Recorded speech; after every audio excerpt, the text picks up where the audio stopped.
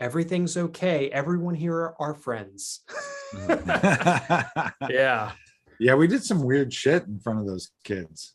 Yeah. That line could be taken out of context. That is not good.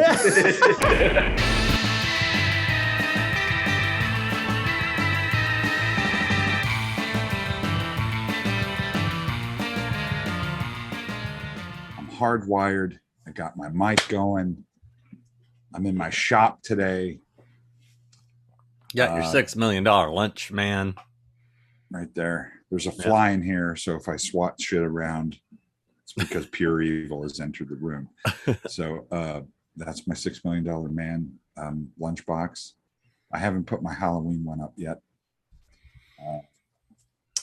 Yeah, man, we're here.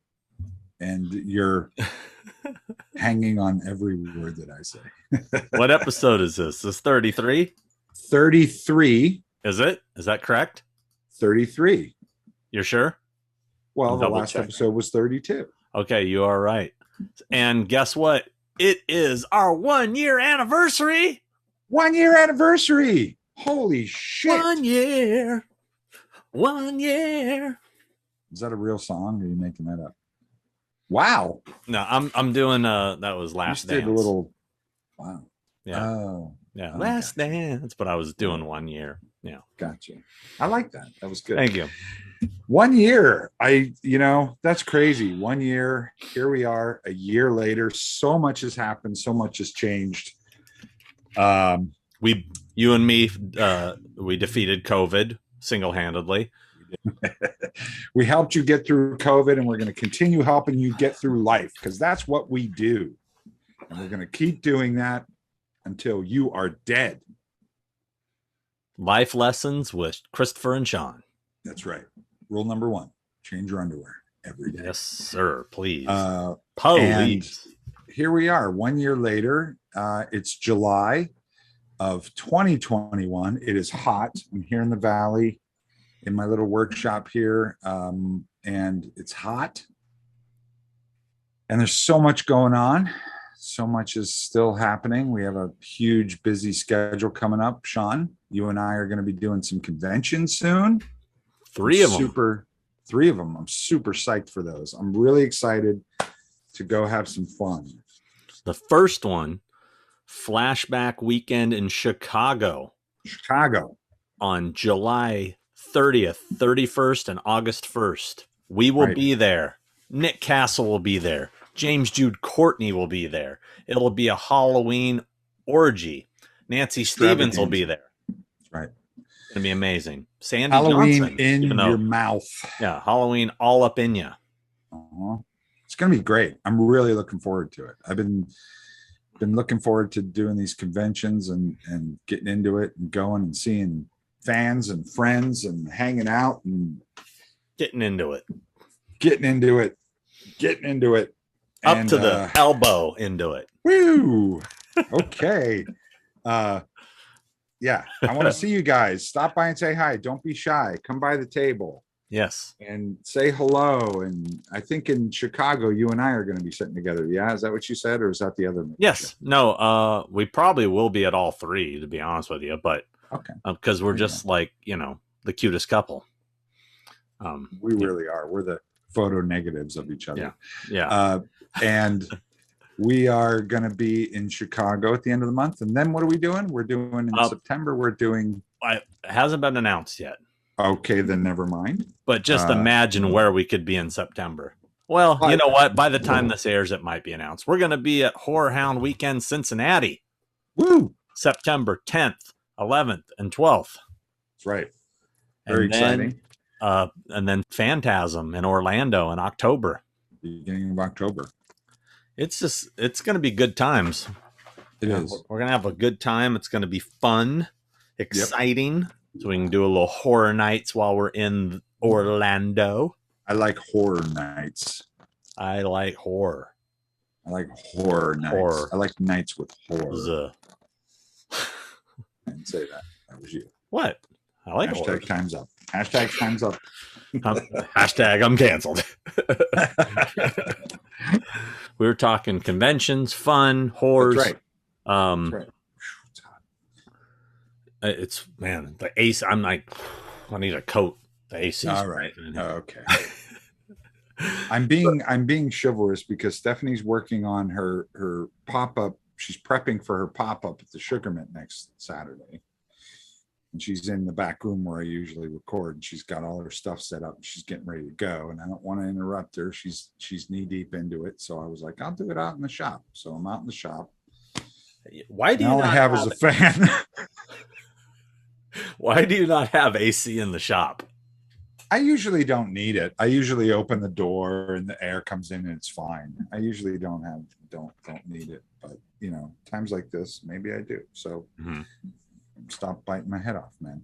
I'm not trying to bite your head off, man. You do. You feel like I do. You underpains. So let's talk a few things here. Let's do it. Let's talk Fear Street.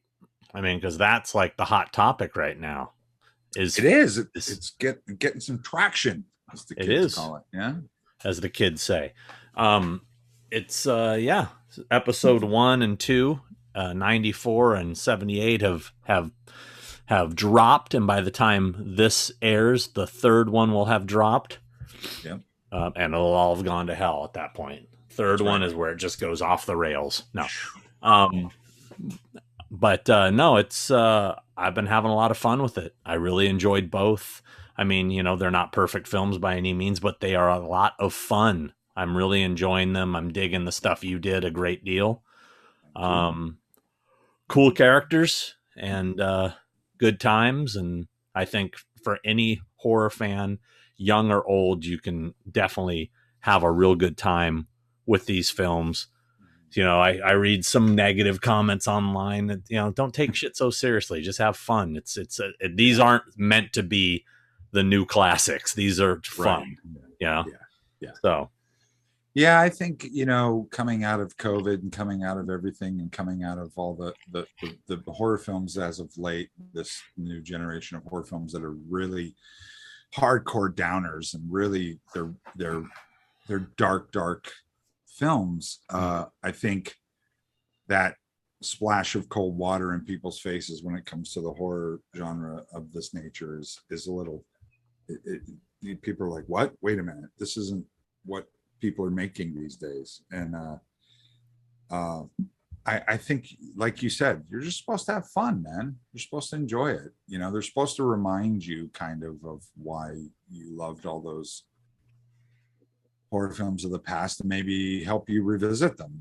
I like the idea that a younger generation, a much younger generation than us, that may or may not be familiar with Friday the 13th or Sleepaway Camp or even Scream. I mean, look, these are movies that set a precedence, and I like the idea that younger people are watching these movies and kind of getting an education of where the influences came from.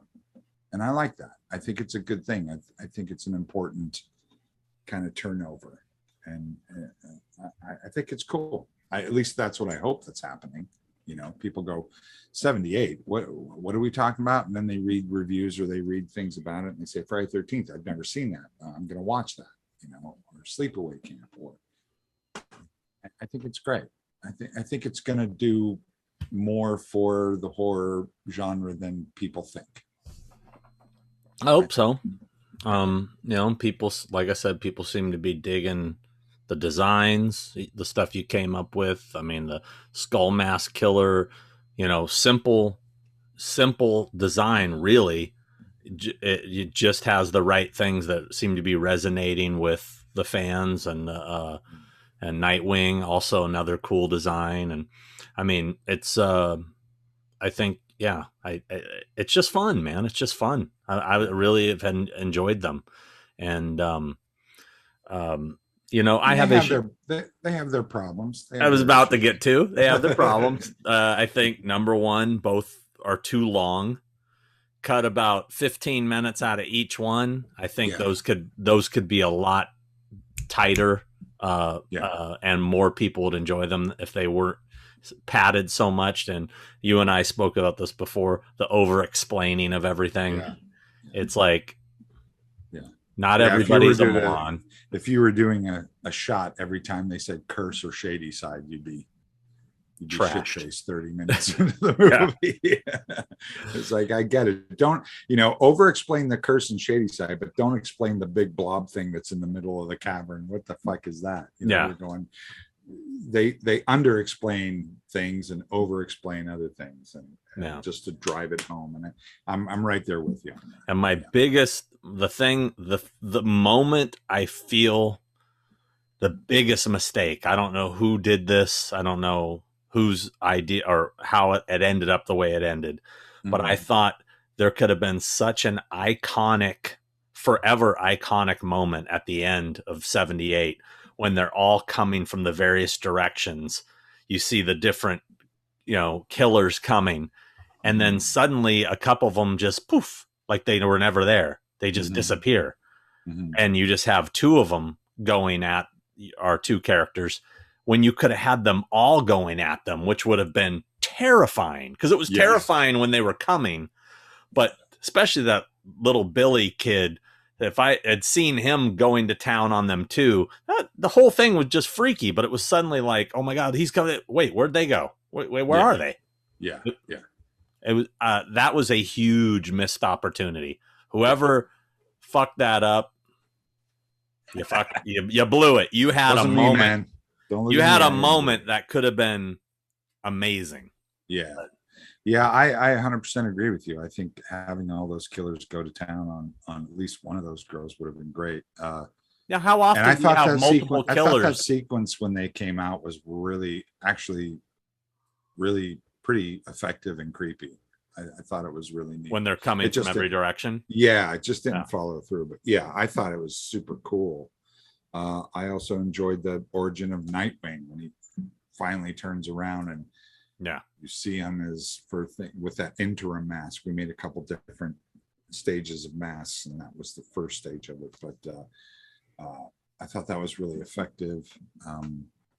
I loved just being in a campground in 78, being at that campground, seeing all the cabins and the this and the that. I thought that was really fun. How long did you guys shoot there?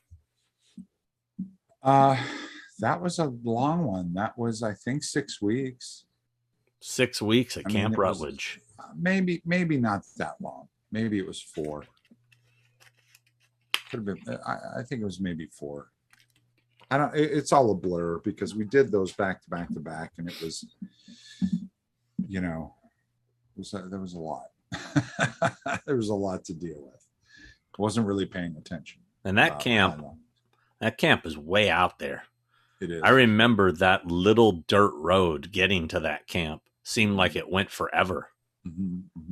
So, because I happened to be there. If you saw my Hollywood's Hallowed Grounds episode of Little Darlings, it's the same camp. I really enjoyed that one, by the way. So thank you. Kudos to you. Thank you. That one had a lot of a love in it because that's a film it's just, I could tell you were perving on that. I rubbed a couple out in those cabins. You were perving on the Little Darlings. It was crazy. No, that movie was just a moment in my life. It's just, being there, I felt like a kid again. It was cool. I get that. It's doing well. There's a guy who does, those kind of 1/6 scale figures and stuff. His name is Ryan Harper. And I'm going to give him a plug, Ryan Harper, because he sent me those two Myers. Him and Dean Knight. This is the same one that's supposed to be sending me an H2O, right? No. What was it? Dean Knight and Ryan Harper made me a couple 1/6 scale figures. What's the One Up company or what it was called? What do they call it? That's 1/6 scale. I think it's called or something like that. Can't remember. Oh, anyway, they keep message every time I bring it up on the show that they promised me one, and I get a message saying we didn't forget about you. But then I never hear anything. Those guys are great too. I love those guys, and amazing work.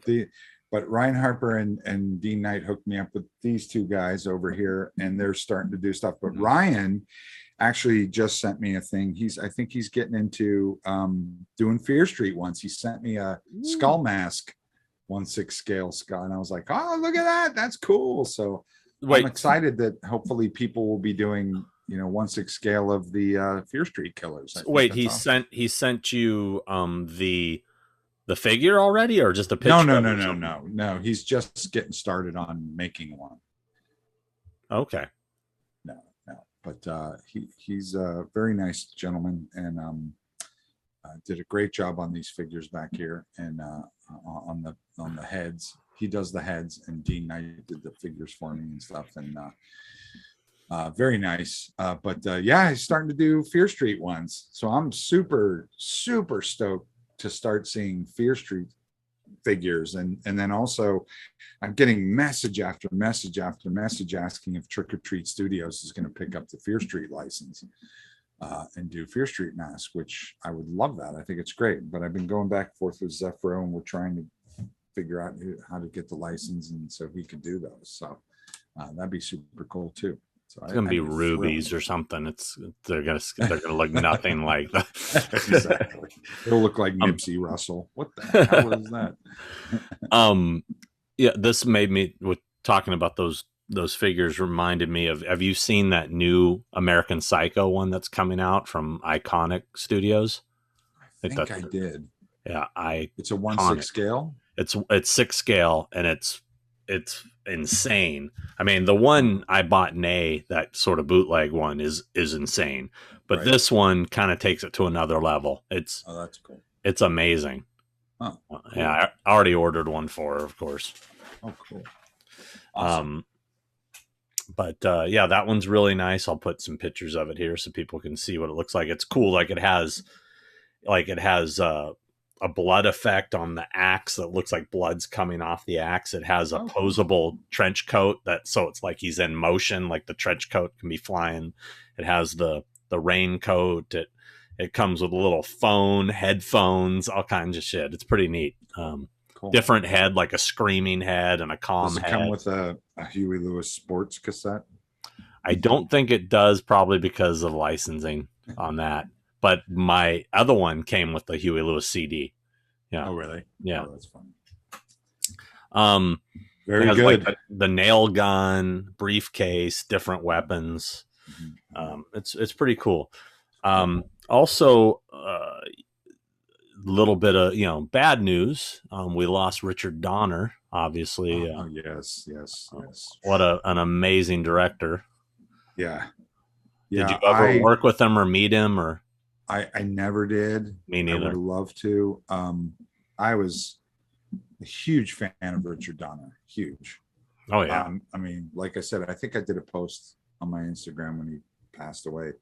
I saw Superman 1978 every single day for an entire summer. I came out to visit my mother in Los Angeles. White privilege. Yeah, exactly. Well, when I was a kid, I got to go to the movies once a summer. Every single day. That's when it was $1, though. I'm not kidding you. Like the matinee was $1. Yeah. So it would cost me $3 every day to go to the movies. It was $1 to get in and $2 for the popcorn, which is hilarious. $3 a day, man. I got $3 a day. My allowance was like $20 a month, so I don't know where you grew I up. didn't need allowance. I spent all my money on movies, so I saw Superman every single day, and to this day, it's the best superhero movie ever made, if you ask me. And I love Superman 78, and I love Goonies, and I loved Lethal Weapon, and I love The Omen. The Omen. I mean, come on. Yeah. He did so many iconic films, and all of it had heart. Even the dark stuff had heart. It had so much heart. And he wasn't up his own ass, and he was really great at entertaining you. He wasn't trying to send a message or anything. Like, he was just, he knew what he was doing. He was a filmmaker who made entertaining films for the public. And that's what I loved about him. He was great. And I have a soft spot for Richard Donner in all of his films. Yeah. Sad, very sad. He was also an executive producer on The Lost Boys too. Yes, he was. And directed Scrooged. Yep. Which is another fave of mine. Watch it every year. Yeah. Sad. But he We're didn't losing do all the great filmmakers. I know. He didn't do Superman 2 though. But hey, He did not. No, which I do love Superman 2. I do like Superman 2. It has a soft spot for me as well. I saw that a lot. Yeah. I just like Superman fighting people of his own ilk, and yeah, it was just so cool. It's what I wanted at that time. Yeah. It's what I wanted. Yeah. Also a buddy of mine, I don't know if you know him, but Andre Gower, who played Sean, great name, in the Monster Squad. I don't know if you heard, he had a heart attack and nearly died, and he's been in the hospital for several days. And they started a GoFundMe for him, and I'll put the link here. But they're trying to raise money for the hospital bills because he had to have a pacemaker put in, all kinds of stuff. Like, it's pretty serious. And if it wasn't for his buddy, I guess, being an EMT, like, he knew the signs of what was happening to him, and he got him to urgent care immediately, which then took him to the ER, and they said maybe another 10 minutes he would have been dead. Wow. So, yeah. Wow. And he's young, man. He's like my age. I mean, he's he's not an old man by any means. It's like, and he's in shape. He was playing tennis when it happened. Mm-hmm. I don't know. All I gotta say is Jim Fix. You remember Jim Fix? Jim Fix was the runner, the long distance marathon runner. Wrote a ton of books about running at the time. I think it was the 70s. Wrote all these books about running. He was super healthy. Everything he was running, had a heart attack, dropped dead. Wow. Well, my ex-wife's father, same thing, used to run like 5 miles a day, played tennis all the time, was in amazing shape, had a heart attack in the middle of the night while he was sleeping. They found him dead the next morning. Awesome. And he was, at the time, he was probably mid-60s, as this happened maybe 99, 98, something like that. Wow. So, yeah. Just goes to show you never know, man. You don't know. So enjoy shit. Be kind to each other. Get some rest. Watch Fear Street. What movies? Watch as many episodes of The Thing with Two Heads as possible. Of The Thing with Two Heads as possible. Aren't we supposed to plug something? We're supposed to plug. We did. We did already? Flashback. Okay. Flashback in Chicago. That wasn't much of a plug. We should plug it. Holy shit. Flashback in Chicago, people. They're going to have the Halloween pinball on display, which we both bought one. We got it. Well, we don't got it, but it's coming. Have it, but yeah, we hooked up. We did the Wonder Twins. Or is it this way? I can't tell. I think it's this way. No, other way. You go other way.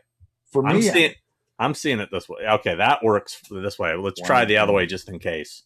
I don't know. This is getting gross. All right, now do this. The Halloween pinball machine. They revealed that, and that's the spooky pinball, right? Yeah, it's amazing, man. It's amazing. So cool. So cool. I'm super thrilled and jazzed about it. And I was just talking. It's sold out, right? Sold out. Boom. Wow. I was talking to my buddy Matt, who plays bass. Well, you know Matt, yeah, from Sure. Rob Zombie, who was on our show, Piggy D. Show. Yes. He did music for the pinball machine too. So, yeah. I mean, everybody's involved. Pretty cool. Pretty neat stuff. Neat stuff. So yes, Chicago. Chi-Town. We're going to have a good time. Go. If you're in Chicago, come down, say hi. We're going to be there. It's going to be fun. I'm really looking forward to that. I know we covered this, but I'm just going to cover it again. I like meeting all the people and stuff. And I'm going to bring Thing with Two Head stickers because I have a shit ton of them. And I'll give you a sticker and a pat on the back. And a pat on the back. And you can go get me a hot dog because I'll probably be hungry. But they got good hot dogs in Chicago. They do. They do. Let's see. So they're supposed to have the original station wagon from the original Halloween there, like first appearance ever. Huh. Where it's been hiding for 40 years, I don't know, but yeah, that's a little. We'll see. I'll be there with my magnifying glass, checking it out, looking at, giving a once over to see if it's the real deal. Maybe or maybe not. I'll certify it. Do a series called Horrors Hollowed Autos. Horrors Hollowed Cars. You think about it. So that should be fun. I mean, we're gonna see a bunch of our friends there. Yep. Tobin Bell, Shawnee Smith's gonna be there. Charlie Benante from Anthrax and Carla Harvey from Butcher Babies, and there's all kinds of peeps gonna be there. Killer Clowns reunion. Grant Kramer, Suzanne Schneider, and two of the clowns, Mike Martinez and Herod Blank, they're going to be there in costume, doing in-costume photo ops. That's pretty cool. I'm excited about that. I will be sitting at a table and not be able to enjoy that. So. Friday the 13th Part 5 reunion with in-costume photo ops as well. Is it true? It's true. It's true. Yeah. It's happening. And I just got back from Mad Monster Party, Arizona, which was a lot of fun.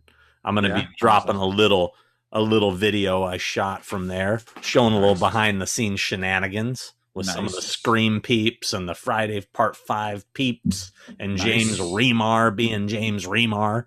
Yep. So it'll be fun. It's all exciting. It's all good stuff. So much stuff going on. So wanted to talk about, I don't know if you saw this. You know who Kelly Maroney is? No. She was co-star of Night of the Comet. There was the two sisters, Catherine Mary Stewart, Kelly Maroney. Okay. She was the cheerleader. Gotcha. She was also the cheerleader in Fast Times at Ridgemont High. So recently, Chopping Mall. She was Chopping Mall. No, I don't think she was in. Was she in Chopping Mall? Blonde. She is. Maybe she was in. Wait. Oh, she was in Chopping Mall. Let's see, because I know Barbara Cramden was in Chopping Mall. Sure, she was in Chopping Mall. You know what? I think you might be right. I think she's the final girl in Chopping Mall. You know what? I think you might be right. Beep, bop, boop. And you know what happens when Chris is right? What happens? Nothing. Let's see. It's very uneventful. Yeah, you're right. She was the final girl in Chopping Mall. Thank you. Very memorable performance. Yes. Well, so anyway, obviously. I'm kidding. No, I she's great. She's great. But there's kind of a weird controversy going on right now. It's kind of weird. That's why I'm bringing it up. So you know that auction we talked about in the last episode where the Jason mask went for stupid money? Yeah.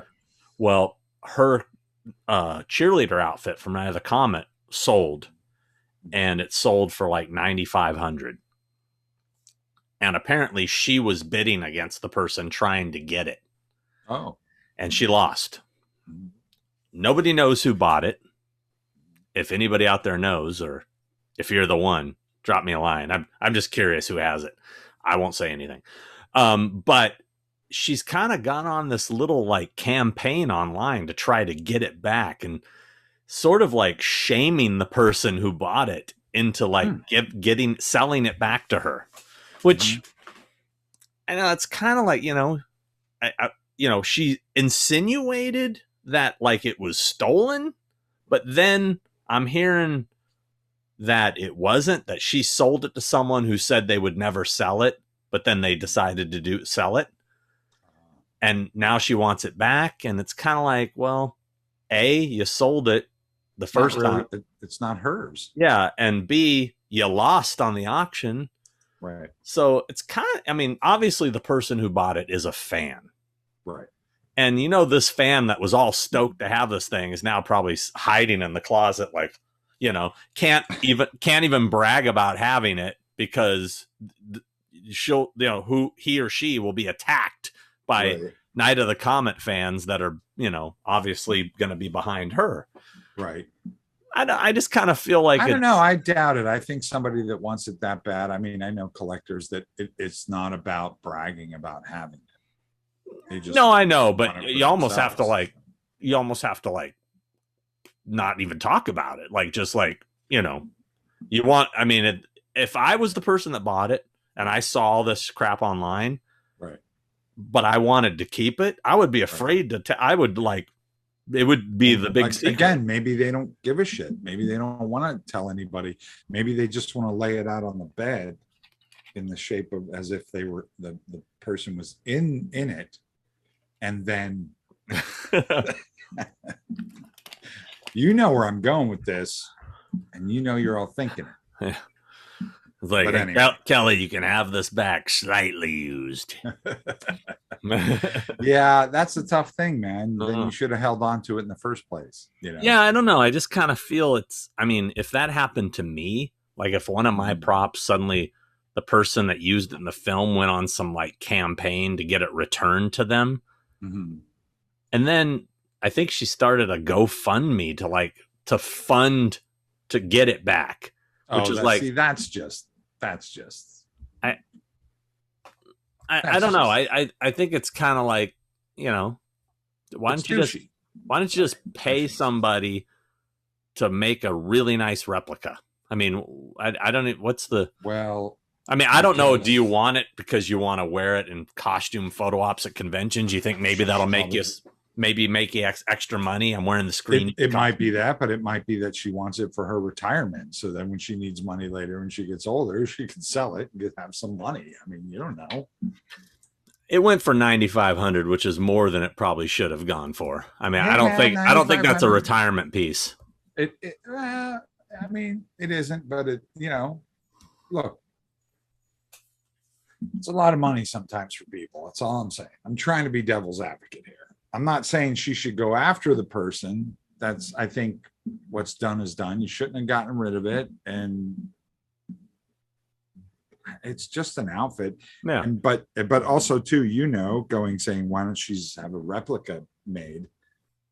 She doesn't want the replica. Would you want a replica of something that you really wanted the original of? Well, I don't know what her intentions are for it. That's why I was saying if she wanted it for like photo ops, maybe she wants to lay it out on the bed.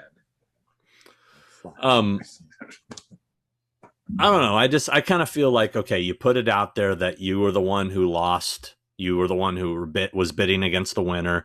You put out there how important it is to you and love to get it back. Right. Leave it at that. I mean, it's like turning into like agree. It's turning into like a.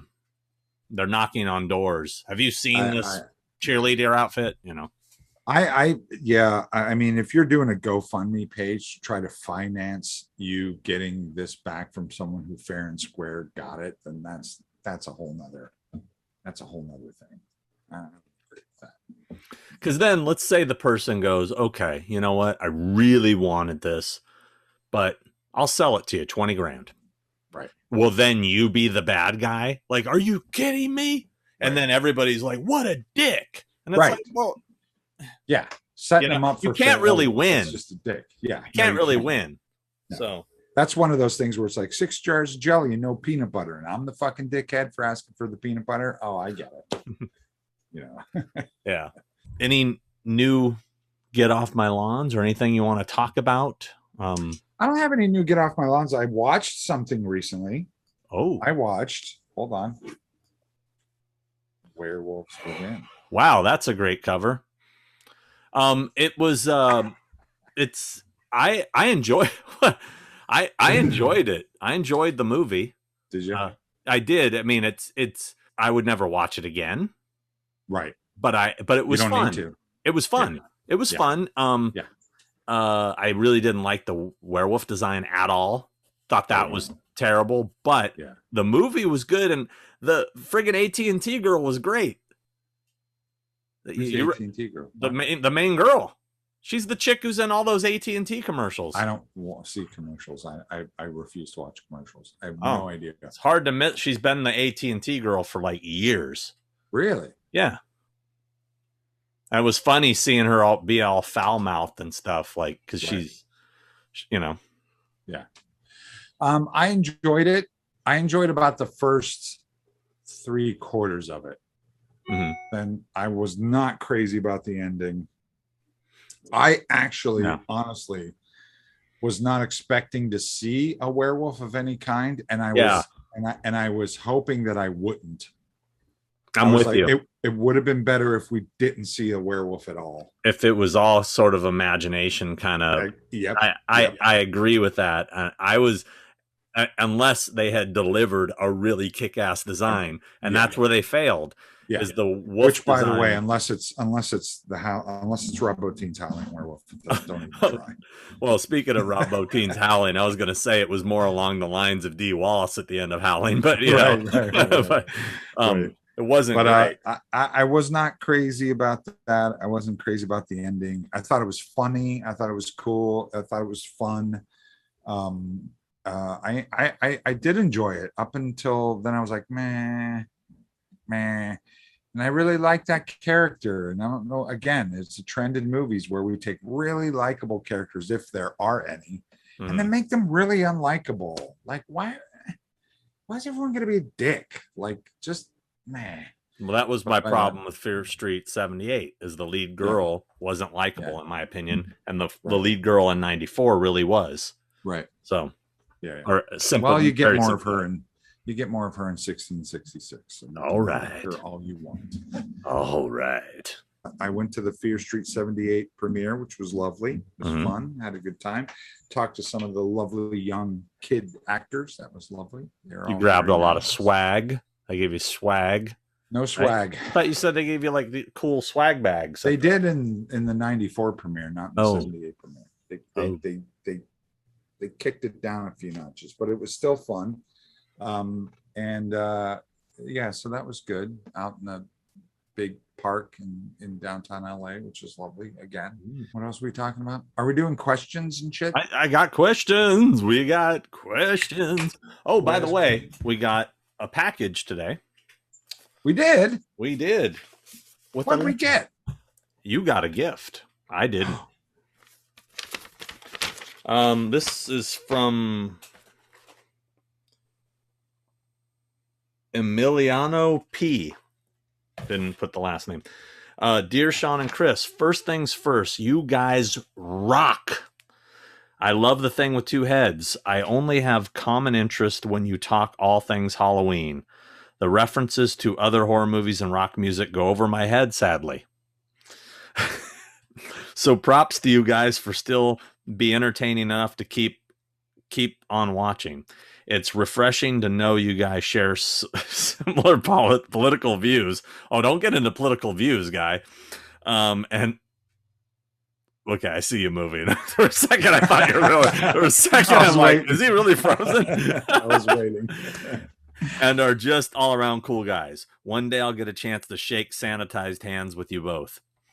P.S. I sent a self-addressed envelope to stock up on some cool stickers. Also, I sent a piece of artwork I did before I came across your podcast. That is very fitting for the thing with two heads. It is also self-addressed, and I would greatly appreciate if you two could take the time to sign it and send it back. It'll have to be when I see Chris next. Thank you. I look forward to seeing more content. Emiliano, and he sent. Thank you, Emiliano. That's very. He wants us to sign this and send it back to him. Which he said he did this before he found our show, and it's sort of a weird thing with two heads. All right, and cool. He sent you a gift. I got a gift. He sent you a gift. Oh, I got a gift.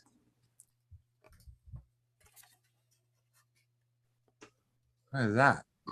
Who's that?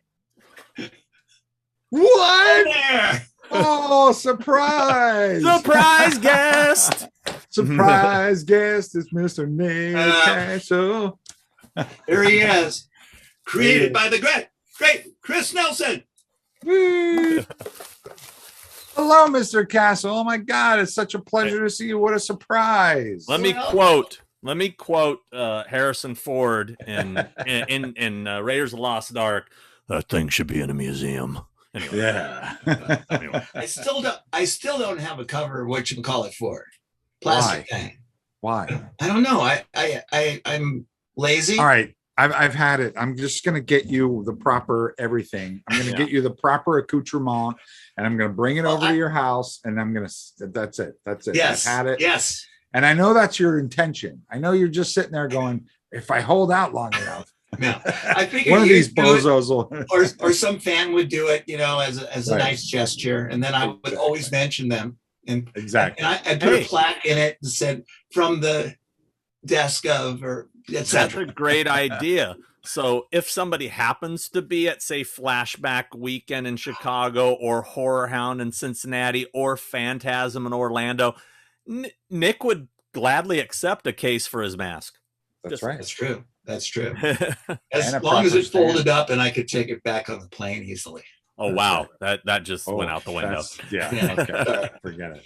Well, first of all, congratulations, you guys. This is an honor to be here on your 1-year anniversary. That's crazy that you've been doing this for a year. It's really kind of freaking me out. It's freaking me out that it's been a year since the middle of the pandemic, and we started wasting our time doing this. And I want to thank COVID for everything you've done for us. Thank you, COVID. Okay, yeah. That's it. That's all I got for the thank yous. And we it's awesome that you're here. It's only appropriate because you were one of the people got us started, and we're here, and it's super awesome to see you. You look great. You look healthy. You look vibrant. What have you been doing? What's going on with you? Well, let's see. I was just outside with my grandkids and my son. We're talking about the benefits of medical marijuana. Okay. Well, I guess it's not medical when you just take it and you don't have any problems. It's just marijuana. Just marijuana. Yeah. So I think it's legal. So my wife and I just decided, okay, since I'm not drinking right now, I need some kind of pick-me-up in the evening. Right. You need the benefit. We tried 1 pill, 0. We tried the 2 pills the next night, felt something, still 0. I'm thinking that I really need to get back to being an alcoholic. This isn't working. Well, so wait, you got marijuana pills? Not pills, they're dummies. Edibles. Edibles. Oh, edibles. Okay. That's odd because usually those are much stronger. You got to get like the edible, like the brownies or the cookies or something. Those will put you on your ass, man. Oh no, yeah, no. Believe me. You get the right one. You'll feel it. Yeah. Okay. Well, I'm talking to the right people, obviously. I'm not an expert, but Nay will definitely take care of you in that department. But I've made the mistake of trying one of those the higher powered ones, and no, thank you, not for me. Yeah. Right. You're not that kind of guy, Sean. You don't seem you're not an edibles kind of guy. But I would hate to be around you. But I love me some gummies, so I'm willing to try a weird gummy. So that's really the excitement over here at the Castle household. Other than that, I'm of course of the age where I don't have to work, like you two poor fellas. I know. You have to keep you're at the grind, you're doing your job, but making, let's face it, for both of you both do stuff that you love. So that's kind of neat. This is true. Yeah. But that being said, can I move in with you and retire? Yeah. Pretty forward. Awesome. Hey, I don't waste it. Remember, we did have 2 kids. They're long gone. So right. Those rooms are kind of unoccupied. You don't have to take care of me. I've got. You've got similar decorations there. I can see. I mean, that's true. I see the same guy in the background. That's right. Over the same shoulder. That's right. We'll see what else is going on. I'm really excited.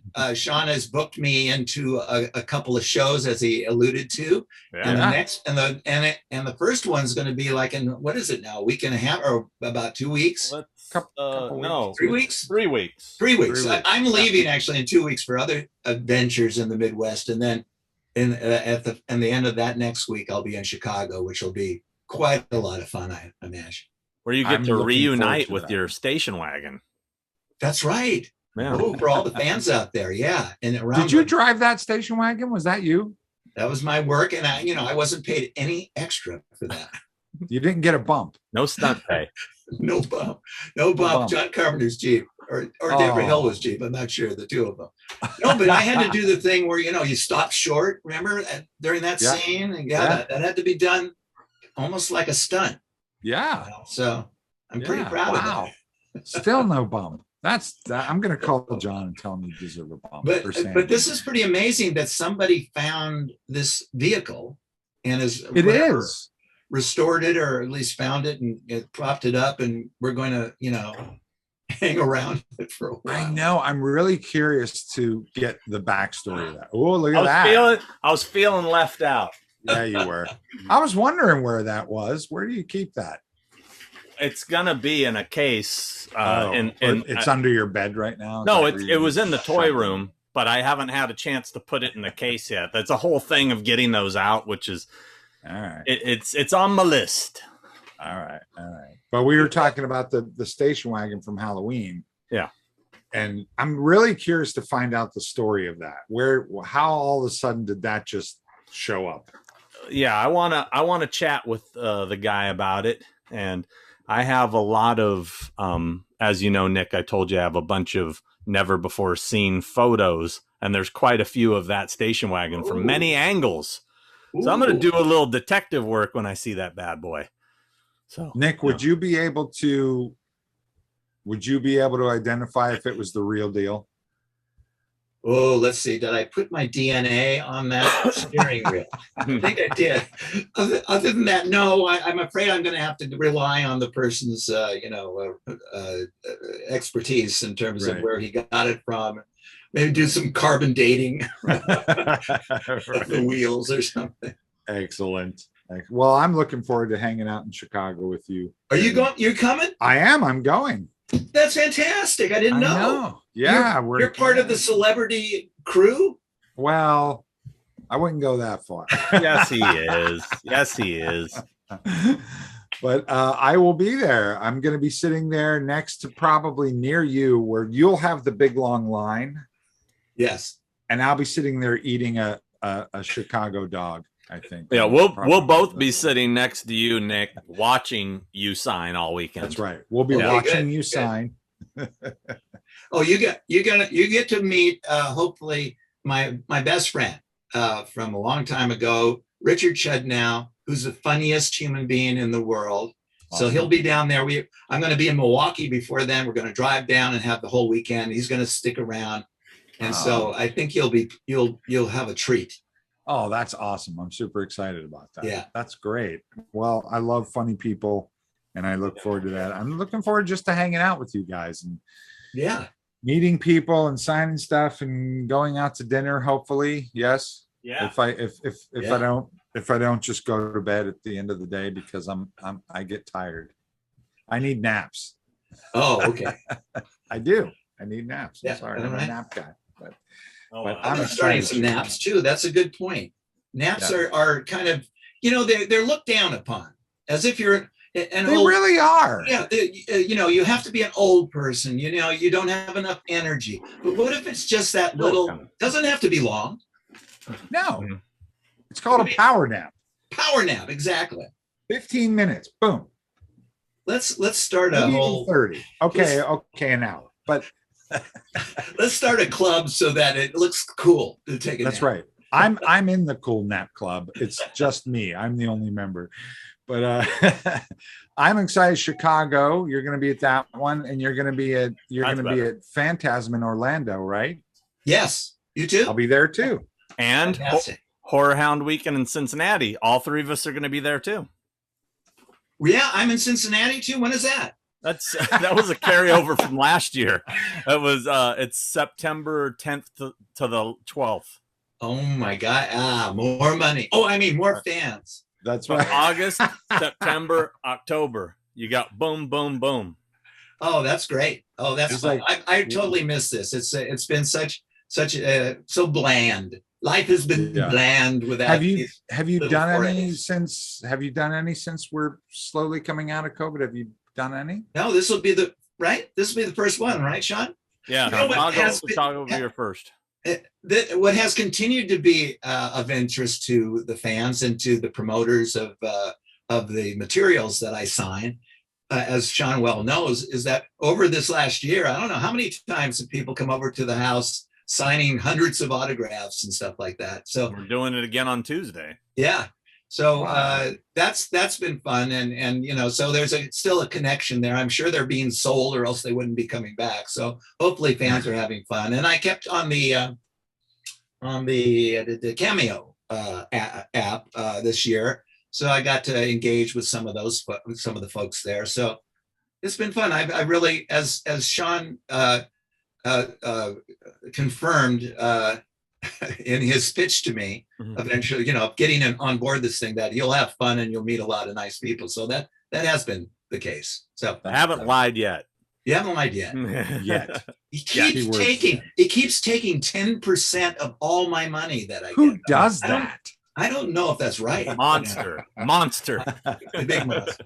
Well, listen, I'll let you guys get on to your other pals. All right. But it's great to have seen you and nice to be aboard. And again, thank you so much. Happy year. I sent you a card. I don't know if you got it. I did. I'll put it up. Yeah, put it up. Yeah, I'll put it up. That's amazing. And can I ask you a question real quick before you go? Will you sign my Halloween lunchbox?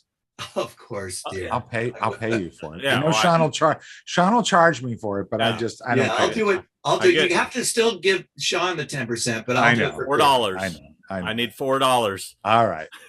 Thank you, Nick. It was wonderful to see you. Such a great surprise. Thank you so much, and I'll see you in a couple weeks. Excellent. See you guys. See you later. Thanks. Bye-bye. Bye. How was that? That was fun. See, I wanted to surprise you. How cool You is did that? surprise me. I that's what I do. There we go.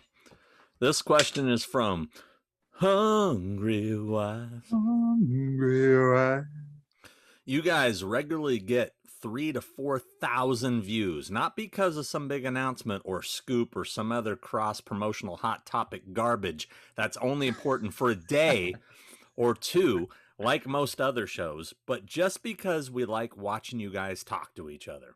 Oh. That's thousands of people, thousands in caps, all over the world who just enjoy you.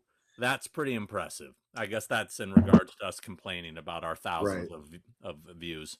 Like, only thousands? Yeah. Hungry Wives, thank you. That is a very nice sentiment. I know where you're coming from, and you're absolutely right. We are not taking it for granted. Don't think that we are. We appreciate every single one of you guys, and we love you. And hey, man, we didn't do this for money. We didn't do this for fame. We didn't do this for numbers. We did it for the nookie. What? Limp Bizkit throwback? Come on now. We did it because we just like to hang out with our friends. You guys are. Speaking of which. Yeah. What? Who's here? Who's that? What? Come on now. You guys, I'm out. I gotta go. Not these guys. Hey guys. What's happening? Hello. Wow, what a pleasant surprise. Wow, I feel like it's my birthday. Good to see you, man. Good to see you guys. Welcome to the show. Wow, we got some new young blood in the house, and got the Fear Street going on. We got our guys. We got Noah, who is Skull Mask. Got Lloyd, who is Nightwing, the Nightwing Killer. Nightwing. Welcome, guys. Thanks for coming. How you guys doing? Doing well. How about yourself? Doing great now. This is awesome. This is awesome. Sean, what are you doing? Michael fell down. This is your guys' 1 year anniversary of this? 1 year anniversary. Yep. Yeah. Cheers. Episode 33. Thank you. Congrats. Cheers. Killer. Cheers. Coffee, cheers. Hi guys. I would have had I have both your masks. I should have them with me right here. Isn't that one behind you? Yeah, I think I see Skull Mask back there. There's a skull mask there. I have Nightwings in my house. That's awesome. Ooh. Is that was that showing favoritism there? No, like, these like are in the garage. Nightwing's man. In the house. I like to spread the love. I like to, when I go into different rooms, see, I want to enjoy it. I want to spread the love. I want to put it all out there. You know what I mean? I was telling Lloyd that his mask was it's like literally right above like the Oscar. Yeah. It's sitting. It's like on the shelf above the Oscar and the Emmys. Yeah, don't ever give me your address. I'd come straight for that thing. Yeah, and he doesn't mean the Oscar. Exactly. Yeah. How are you guys? Tell me, talk to us. It's really cool that you're here, and tell us, how are you guys enjoying the Fear Street regalia that's going on right now? Are you guys getting hit up? Are you getting fans? Are you getting what's going on? Are you guys digging it? Talk to me. Yeah, there's I've worked on a lot of Marvel stuff, and every time one of those Marvel shows comes out, little to no attention. But with this, man, we're getting like message requests, fans of each of the individual actors or the killers themselves, like every day. It's been really, really cool. It feels like it's catching cult status pretty fast. Yes, no, just to piggyback off of that, I totally agree with Lloyd. It's like when it comes to a lot of the superhero stuff, it's more so towards the superheroes themselves or whatnot, but in regards to the stunt department and the people that help on the action design side, from a cult standpoint, it's not the same. But like, only thing that I could see that's somewhat close is like Cobra Kai for me. That was a big cult classic because of Karate Kid, coming to America as well. But like, I mean, R.L. Stine is so iconic. It's legendary. And people are really excited about Fear Street, and I've been getting a good amount of private messages as well as emails as far as people wanting either spoilers for the other movies or to get a sense of if there's going to be other series coming up after this. So it's pretty cool. I've gotten a lot of hate messages over who caught the axe in either of the films, and people are mad about which of their favorite characters I've killed. Oh, tough shit. Yeah. That's part of being a boogeyman, dude. Yeah. That's part of being great. a boogeyman. That's fantastic. Yeah. Have you gotten any of the weird, like, the gore horrors, we like to call them, with I want you to do me with the mask on? Not yet. No, Not yet. Haven't seen that one. It's coming. It's coming. It's coming. Wait till you do a convention. You'll get it in person. I think I remember Whispered when in we the were ear. shooting the film, I think I remember having conversations, or at least bringing it up with both you guys. I was like, you guys are going to have to be doing the conventions now. This is going to be a thing. It's going to be like, you guys are. You called it. I mean, I didn't know how the movie was going to turn out, and I didn't know, what kind of.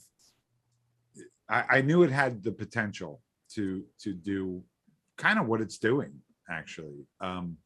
But I knew it. I was like, you guys are going to be, you're going to be hit up by all these people on the internet and stuff like that. And doing conventions and stuff, which I think rightly so. I think you guys will have a really good time. I think you'll meet a lot of fans and a lot of kooky people that you'll enjoy. And Sean can talk more about that. I think we can actually announce it here. They're going to be doing their first convention Already. Horror Hound Weekend, Cincinnati, September 10th to the 12th. Are we going to be side by side with you, Chris? Absolutely. Yes. That's up to Sean. I'll make sure you guys are all together for sure. Right on. That'll be amazing. Yeah. And we'll bring the masks. I'll bring a skull mask, and I'll bring a Nightwing mask, and you guys can have them on your table. Yeah. And that's going to be exciting. I'm super thrilled for you guys. And you might need to bring the bread cutter too. I feel like people will want to see that. That's becoming a thing. It is, isn't it? But that's so cool, man. And I hope you guys are enjoying it, man. Did you think it would ever come out? There's that. Yeah.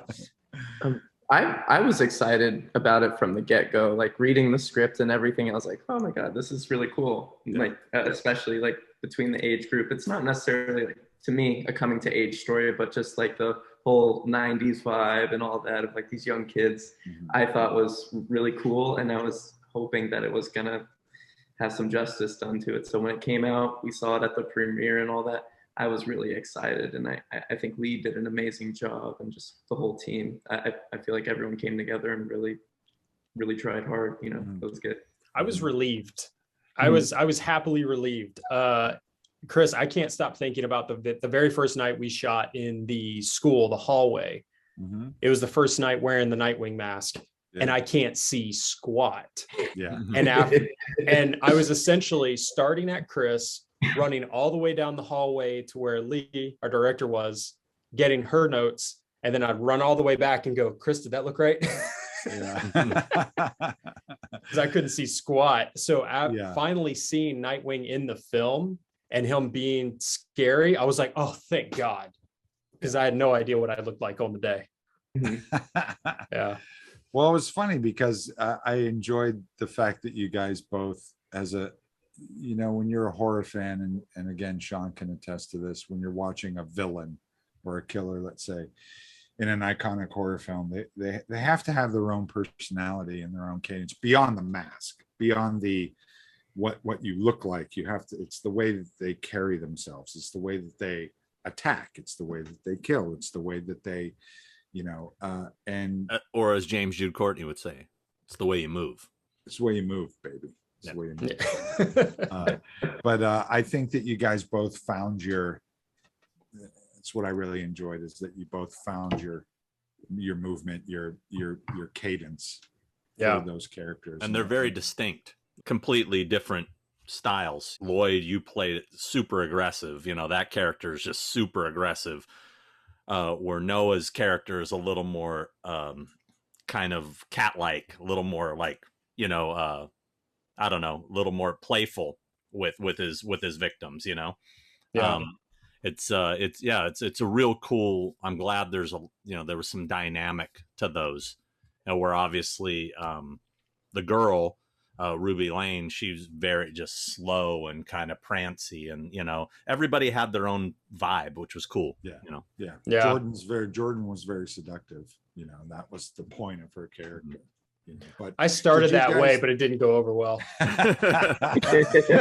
Did you guys I told you it wasn't gonna last. Did you guys go into, when you guys were approaching your characters on the first day, or however many days it took, because I know it takes time to find that thing, did you guys go into it with the mindset of trying to find the way that person moves, or the way that character would you know, do what they do? Or was there an influence that you used for that, you know? Yeah. For me, I waited till I had the robe on, because I didn't want to base a movement off of anything until I knew how it felt to be in that robe, because it's pretty difficult to move in that thing. And if you're stepping really high, or if you're running or turning around, that the robe will go right over the mask. So I waited until I could try everything on and see how it was. So I based the movement off of making sure that it didn't mess anything up that I was doing, so it wouldn't cover up the knife or whatnot. So I just did it based off of that, I would say. Yeah. It took me a minute to find his pacing or his cadence, I would say, but I started attributing Nightwing to that of like a shark that finally caught blood in the water. So he was kind of like this slow moving train that would build up over time, and then once he got that scent, he just didn't stop. And that bit me in the butt more than once. Like the night we had to chop through the door, I told myself, I was like, I'm never going to lose stamina. I'm going to keep chopping as hard as I can until they say cut. And I thought that looked cool on take 1, but by take 7, you're like, okay, I'm getting tired.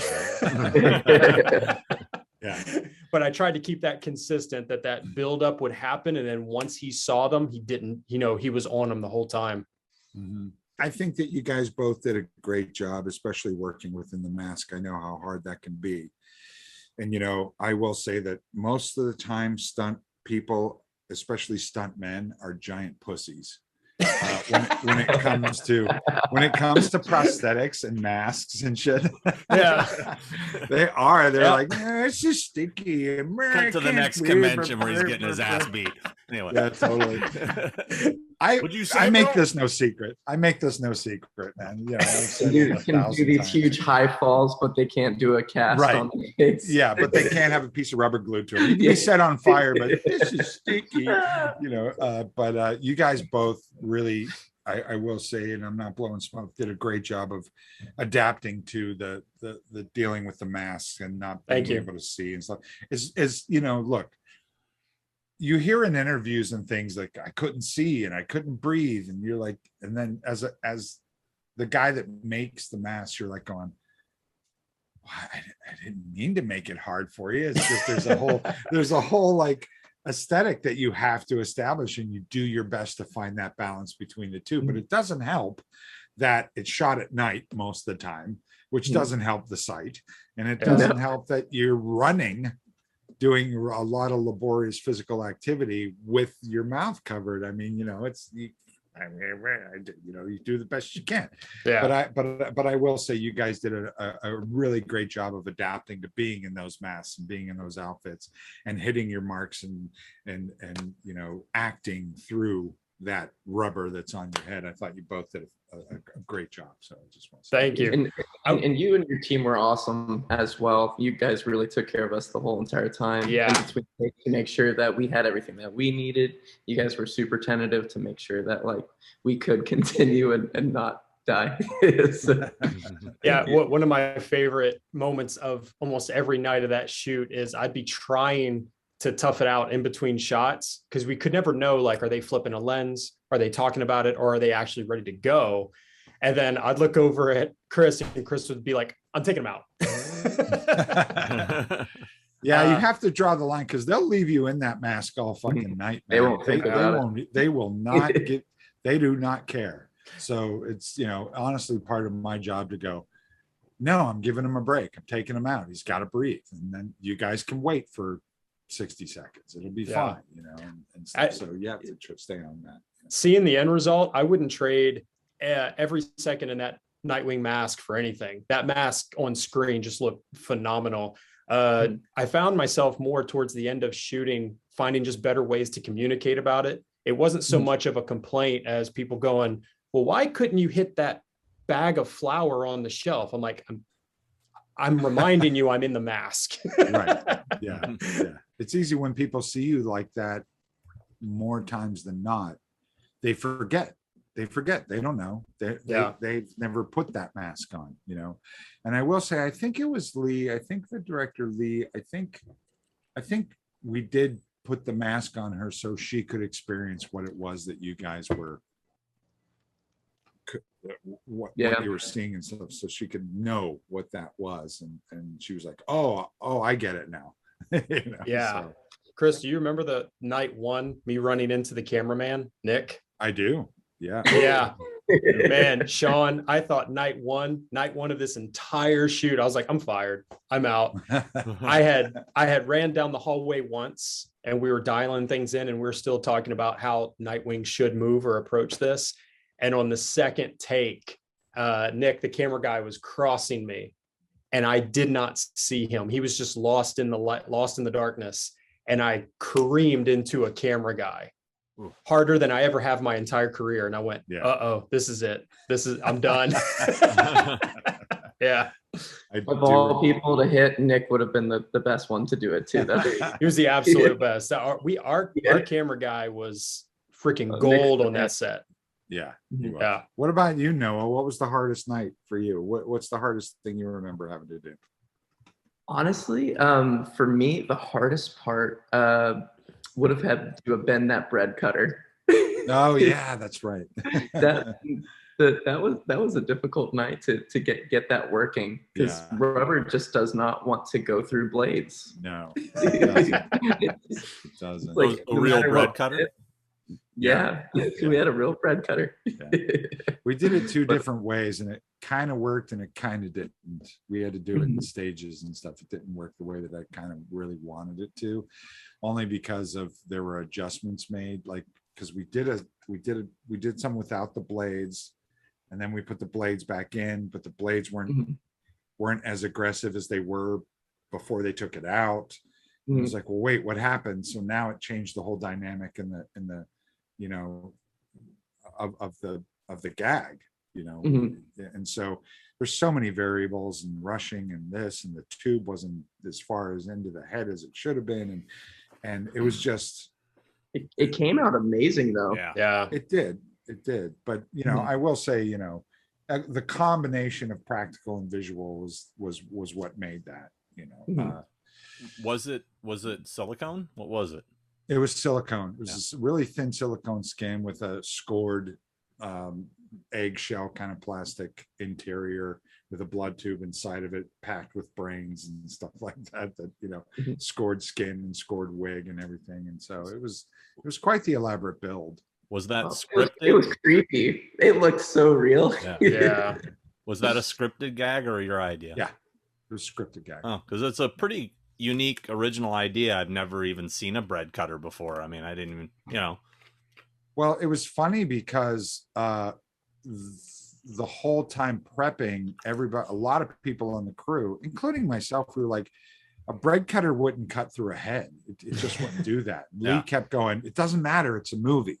It's a movie. Eat your popcorn. And this is what I want. That's exactly. She's There's like, witches and curses. It'll exactly. So at some point you go, all right, you know, and so, you know, but that was that, you know, and the other thing was, you know, did you get set on fire? Was that you? Noah. Oh yeah. Yep, that was me. That wasn't hard. I love that the bread cutter was the hard, but getting your head set on fire for real. That was pretty straightforward. No big deal. Yeah, that was easy. Well, okay. With getting set on fire, I will say, if I could relate it to anything, it felt like getting waterboarded, because when you do something like a face burn, it's a whole different safety setup than it is to do your body. So like right before you go in to do like a face burn or something like that, you have to put a mask on over your face or a layer of gel to make sure that you're not inhaling it, you don't have anything going into your ears, and that your eyes and just everything, all your senses are safe. So when I went into that, we had to pack my ears full of gel. We had to put a mask on underneath the skull mask itself. And then when the fire burn starts, because you have the gasoline and everything, you can't be breathing that in, because that's dangerous. But, dangerous. So once we put the accelerant on with the gasoline and we go, you can't see anything, you can't hear anything, and you can't breathe. So you're just hoping that you're going to hear when cut is, and you just know that you're being set on fire. So you just got to find some type of zen or peace within that situation, that like you're trusting your team, they're going to take care of you, and that everything's going to be okay. But I mean, in a different circumstance, if I didn't trust the team, I wouldn't have done it from the start. But just the fact that we had some A+ people with us, I really had no issues doing it. So there was a lot of big stressful moments in that grocery store, man. Yeah. There's a lot.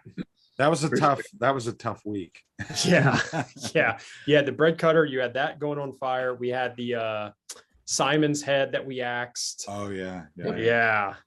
We had shooting Ruby in the neck with the blood coming out of that. That was a tough shoot, man.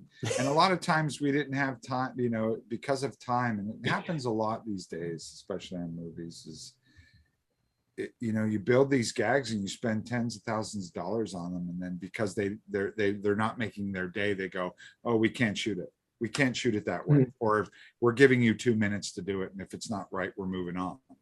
Yeah. And you're going, but there was a couple of builds that you put together that never saw camera, wasn't there? Oh, a lot. Yeah. Like a lot of stuff. I remember going into the trailer and there would be a broken bone or a certain kind of cut or slit or something. And we were just amazed on how realistic this stuff looked. And then you were like, yeah, that was supposed to shoot yesterday. And here it is. It's going to go in a box and go home. I'll tell you what, the axe moment for Simon when he gets hit in the head, I knew that was coming up. And even though I knew it was coming up, it still scared the shit out of me in the movie. Yeah. So Sean, this is a question I had for you. You know, the three of us got to work on this. So watching the film, even though we didn't know exactly how it was going to edit together, we had like an idea of what was coming. Did you think those characters would bite the dust? Did you think like that that bread slicer moment would get, just suddenly saved before Kate died or anything like that? Spoilers. Yeah.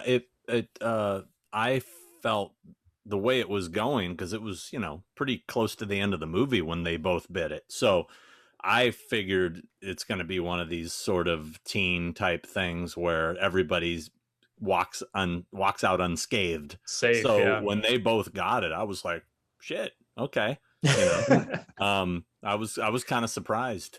Yeah, it was good. I mean, I enjoyed both films. I'm looking forward to the third one. Have any of you seen the third one yet? Not yet. No. Chris, have you seen it? I haven't seen it. No. Okay. Yeah. I mean, this is going to air the day after it comes out. So. Oh, fun. So, predictions. Yeah. So when we're talking about people being like, I saw that garbage. No, I'm just kidding. Yeah. Would you, if you guys were asked to reprise those roles, would you do it? 100%. Yeah. Yeah, 100%. I walked away from that. Like, by the end of the shoot, you learn so much and you figure out so much that you wish you knew on day one, that even though I see Nightwing on the screen and I'm happy with it, I'm like, man, if I could have another chance at it, it would be, I would put a little, something different to it, more to it. Yeah, I'd love to do that again. Totally. And to your point, Lloyd, it's interesting doing character work like this versus just being a performer, because it's like you have to hit your marks completely different. For just performing, it's like, okay, I hit my mark. I have like this area of room that I can do whatever. But when you're doing like something like this, especially with a mask or whatnot, it's like trying to get like the thread through the needle for the mark, because where you think your eye line is not actually where your eye line is, or whatever it is. There's always that one thing that's off that you're having to redo that take over and over again, just because something like this just demands so much more of a specific detail to be able to get it to actually work. Yeah. So I thought that was really interesting. Yeah. And there was a lot of things that we simply couldn't predict or call. So even the night that we axed Simon's fake head, I had a lot of people come up to me and they're like, hey, this head cost a lot of money. Are you sure you're going to be able to hit it? And without actually knowing, I was like, yeah, we got this. And then luckily we did, but I was like, I have no idea how close to center I'm going to hit this thing. Yeah, it's a difficult thing. I always feel for you guys, where you're like, you have the director telling you to do this, the cameraman telling you to do this, me going, now make sure you turn your head this way, and then somebody else going, put your foot here, and then another guy, the stunt guy, going, put your and like you're getting, 10 different directions, and you have to remember all those things and hit every single thing. It's a difficult thing. People seem to think that being a masked killer is like, you just put a mask on, you run around and you it's actually really, really hard, and it takes a lot of concentration, a lot of stamina, and a lot of, again, hitting marks and being very specific. And you have to play kind of bigger, and you have to play to the camera, because there are angles where you look better, or your eyes are, the mask is out here, where you're looking isn't where the mask is. There's a lot of different variables there. So being very mindful of that for sure. Yeah. Fear Street gave me a whole new appreciation and respect for everybody who's ever worn a mask before, like in so many ways. I mean, as like a viewer, a fan, and a critic, I've watched films before and I'm like, Mike Myers, would he really had missed with that knife that time? I don't think so. And now I'm like, yeah, he would have. Yeah. And he probably did it 20 times before they got it. Good on him. Right. Yeah. Just so you know, when you guys watch this episode, right before you guys came on, we had Michael Myers. Nick Castle was on just before you. The original. Yeah. Nice. Who that's amazing. You will meet in Cincinnati. Yes. Right. That's killer. Yeah.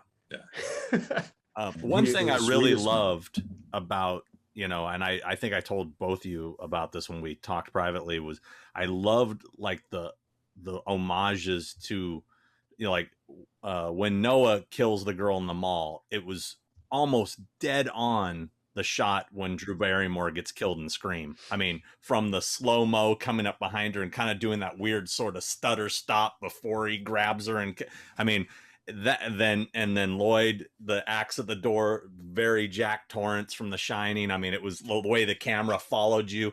I mean, there was a lot of, you could tell there was a lot of love by the filmmakers for those films, which I really appreciated. You know, it was kind of cool to catch those little nods, you know. That's another thing I'm catching crap for. I'm getting comments and messages about people being like, you killed my favorite character, but also, why did it take so long to get through that door? And I'm like, it was a real door, a prop axe, and that's what was scripted. And I'm wearing a mask. I can't see. I'm gonna teach you a phrase that is gonna serve you really well. Give it. Yeah. When you get those kind of things. Shut up and eat your popcorn. That's his favorite phrase. That's why I used it on him earlier. It's like, shut up and eat your popcorn. Yeah. All right, dude. Shut up and eat your popcorn. One thing I really dug, although it was a very fictional version, I worked in 1989 at Spencer Gifts in the mall. Nice. So I related to, you know, because it was clearly a Spencer's that she ran into. That, although we never had the full black light set up anywhere. That you know, and I've never seen a mall clear out that quickly in my life. Right. But anyway, it was just kind of a cool, like, because that was my, you know, late teens. I worked at a Spencer's during Halloween, had all those masks, you know, when Spencer's was cool back in the day. Yeah. So that was kind of neat. It was kind of neat to see that sort of nod to that era as well, you know. I worked at Babbage's when I was a teenager that was across the mall from a B. Dalton. And I had forgot that store existed until Maya's character said that. She was like, thanks for shopping at B. Dalton. I was like, oh, shit. Yeah. Now, that mall, as you know, we all know, was the Stranger Things season 3 mall.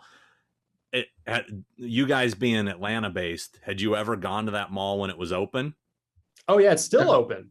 Oh, it is. I thought it was an abandoned mall. Not only is it, open. not only is it still open, but while we were shooting, if stores had exterior access to their store, people were still going in and shopping while we were shooting Fear Street. They were. Yep.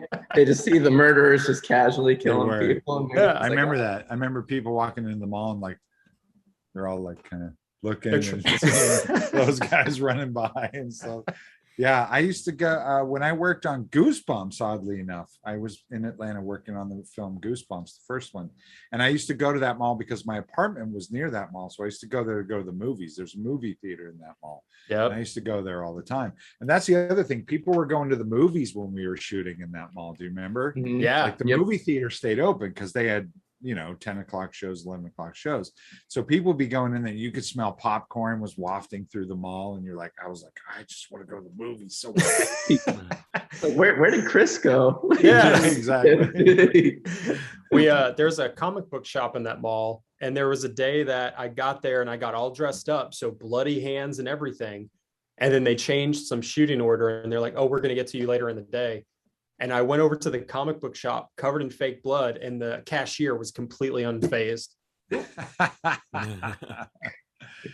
cashier completely unfazed. And I bought something and he was like, y'all shooting a movie? And I was like, yeah. He's like, cool. All right. Have a good day. That's awesome. I shot Stranger Things there and I shot Cobra Kai there. Cobra Kai was there. Wow. Yeah. And a bunch of stuff. He's the movie locations nerd. I haven't been to that mall. I need to go to that mall now. You need to go to that mall. Sean, I'm shocked you haven't been to that mall. I am too, to be honest with you. I mean, all right. Well, now we know what you need to do. You might be disappointed. The big tree in the center isn't there anymore. Not there. Yeah. That was ours.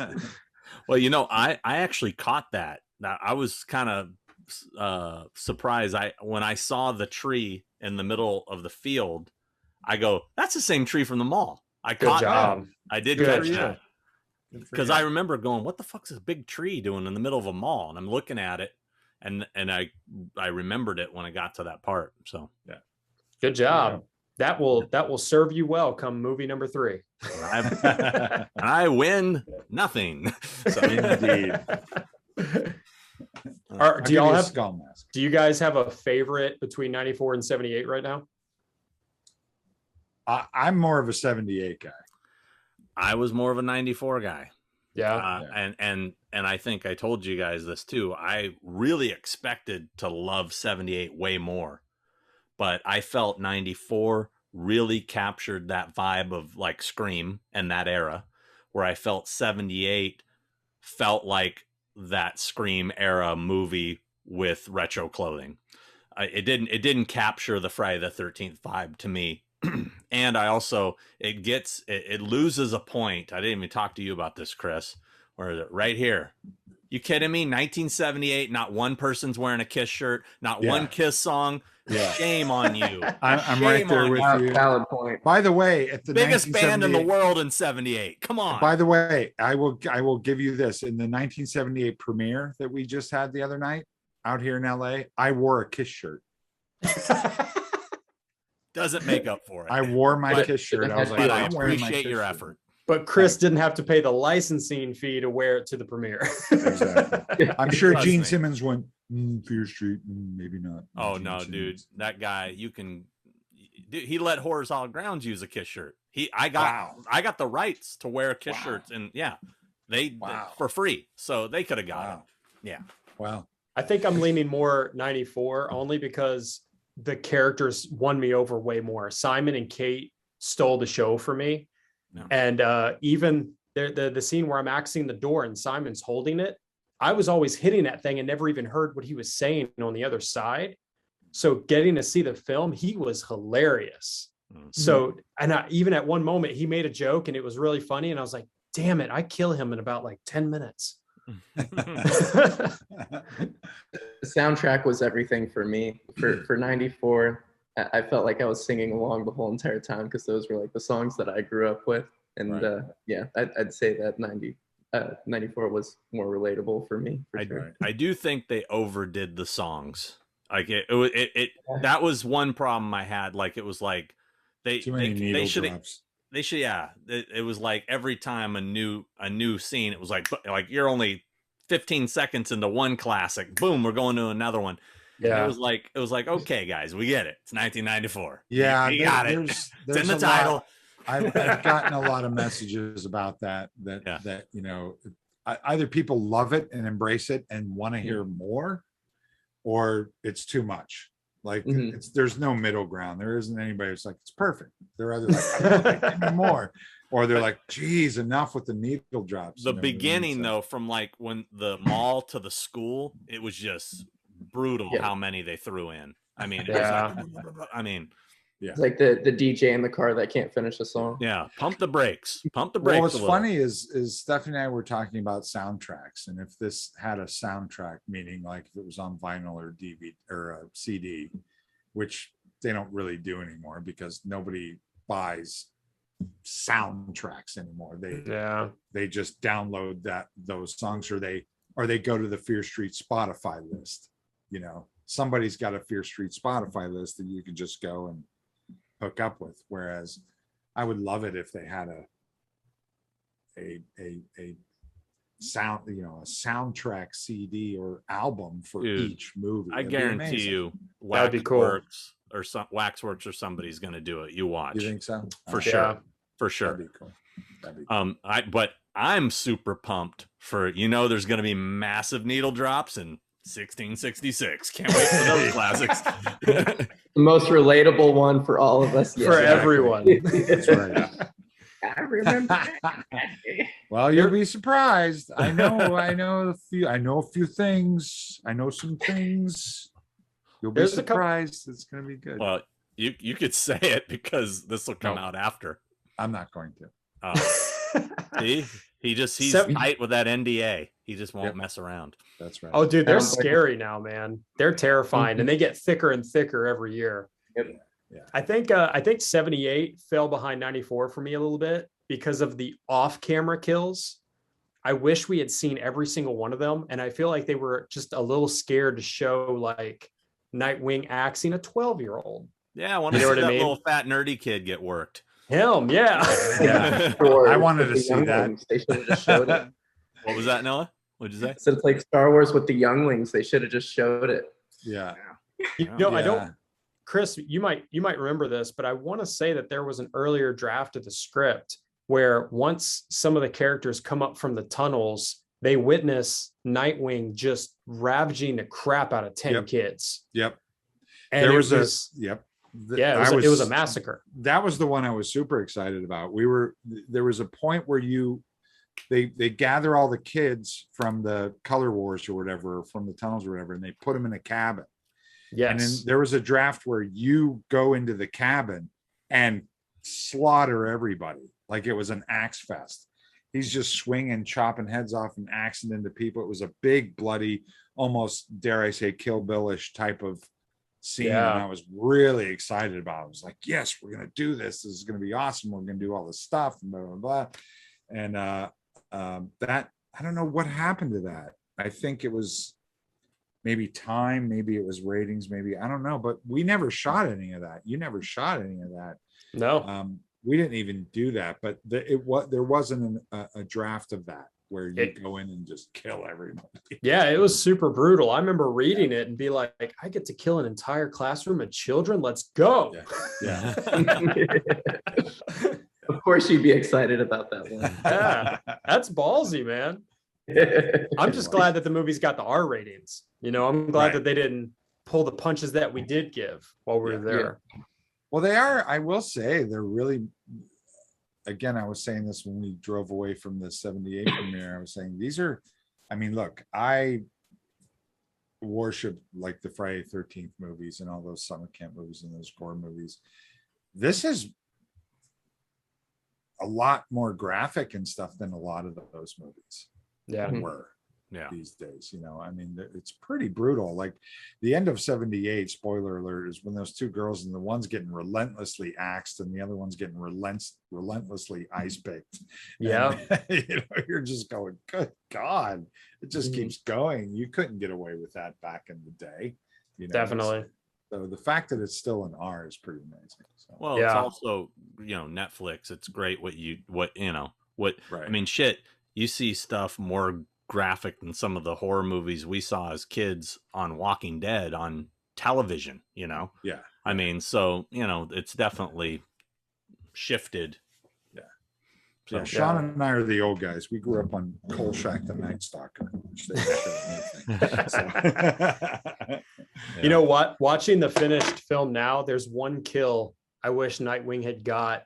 And I realized, I never thought about it when we were filming it, but seeing it in the outhouse, he kills the camper. He chops off the head that goes down the toilet. Or Drew. That's Drew. Yeah. Who was in the Halloween movies. I killed him in Halloween. Did you really? Yeah. That's awesome. I got to kill him again. It was funny when I saw him on Fear Street. We were live casting him, and I went, not to cut you off, but I was like, really? I'm going to kill you again? Hey, if you can make a career off of it, do it. Hey, man. Yeah, exactly. But in that outhouse, Sadie's character had knocked out the bully girl who got covered in roaches, and she was just knocked out in a stall. And how crazy would that have been if he killed that guy and then saw this girl who was passed out, who doesn't even know she's knocked out, and he just went, you know what? And got her too. Yeah. Insult absolutely. to injury. Yeah. I agree with that. That was always looking for the next way to just make that even worse. Nice. Yeah. Nice. Well, that was my biggest issue with the ending. Another spoiler to 78 is when we see all those killers coming, and I'm like, and it's terrifying. And then all of a sudden, two of them disappear. And it's like, they should have all been going to town on those girls. That would have been even more terrifying to watch, I agree with that. But well, Noah didn't get to be in that because he hadn't happened yet, right? Yeah. Right. Yep, only 94. Yeah. Well, there's another part. Yeah. Fear Street 2001. There you go. Right. Yeah. A Death Odyssey. There was a version of that kill scene where everybody else was involved. I don't know if it was due to time or maybe in the edit it just didn't work out, but we did have Billy Barker there with the baseball bat. We did have the Shame Killer there, that abnormously large man who moved a lot slower, so he didn't get to them. But we actually had a shot of Billy Barker running from the tree line to those girls. And Billy was knocking, it was a female stunt girl named Emily, but his bat up against the ground every couple of strides. That was the creepiest thing I saw on that entire shoot. Watching that kid run out of the tree line, clunking that bat on the ground like it was timing something out. Oh, that character is really creepy, and I really like that. There's the Billy. That's the Billy mask right there. I was curious what happened with that scene. We had a lot of stuff there. The lights washing it out. Oh, I loved that mask, man. That was a creepy one for me. Seeing Skullface or Nightwing, I was like, oh, okay, I get it. But Billy Barker creeped me out. But you know what's really cool is you guys, hopefully, if we're lucky, you guys will be Halloween costumes. And action I never thought of that. Starting next year, you guys will be Halloween costumes, hopefully. I have a feeling you will. I think so. Yeah. I was talking to Sean earlier today on the phone, and I was telling him a little bit about Emily, who was playing Billy, and she's like the sweetest girl ever. Like the worst things could be happening to her in her life, and she will find like the most positive outlook on it, and just super optimistic. But while we were on that set, the second she put that mask on, I wanted nothing to do with being around. But there couldn't have been a nicer person under that mask. Yeah, I think that was the character that, not taking anything away from everybody else, for whatever reason, that character just standing there, a lot of people on set were that's one of the creepiest things I've ever seen. I wouldn't be surprised if there was a Billy Barker spinoff in the future. Yeah, really. There should be. Yeah, I'd watch it. Take my money. Go grab that mask and we can see it. All right, let's take a look at it. All right. What's that one to the far right of it too? There? Yeah. It's that's Billy. Skullmask, that's Trick or Treat Studio. That's a American Werewolf in London. Yeah, that's Warmonger from American Werewolf in London. Hold on. Just can't see it because of the light. That's so cool.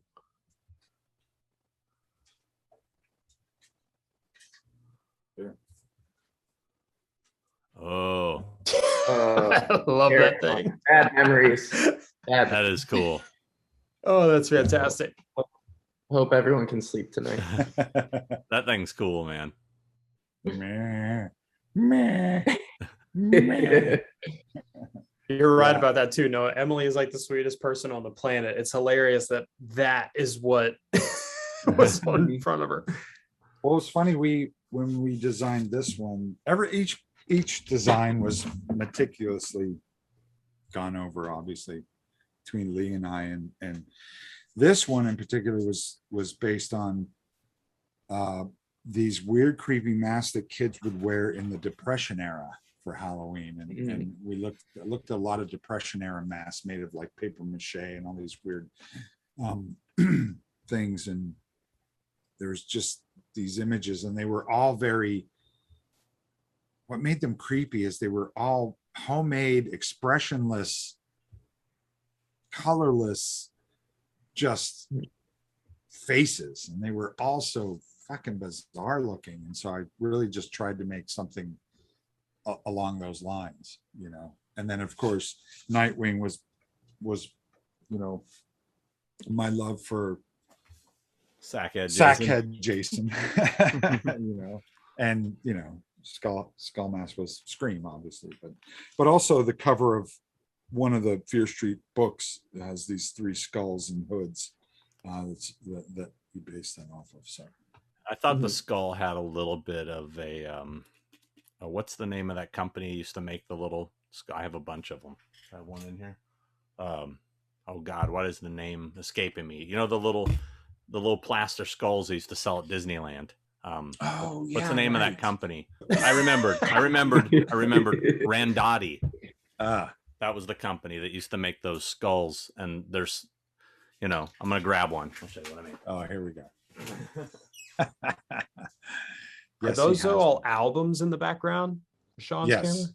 albums. Whew. And yeah. So Chris, I don't know if this ended up making the cut for 94, but remember when I first got in, the concern that Lee had that the robe was just being too bouncy Yes. when I was running, and Yes. that was always the concern over and over again. Yes. At a certain point, I got frustrated because I'm like, how many more takes are we gonna have to do because the robe is bouncing? Because I'm not jumping, I'm striding straight across. Right. And I remember going home one of the nights, and I was like, what can I do? So I went on Amazon and I bought Heelys. So What's that? Heelys are like the shoes that have the wheels.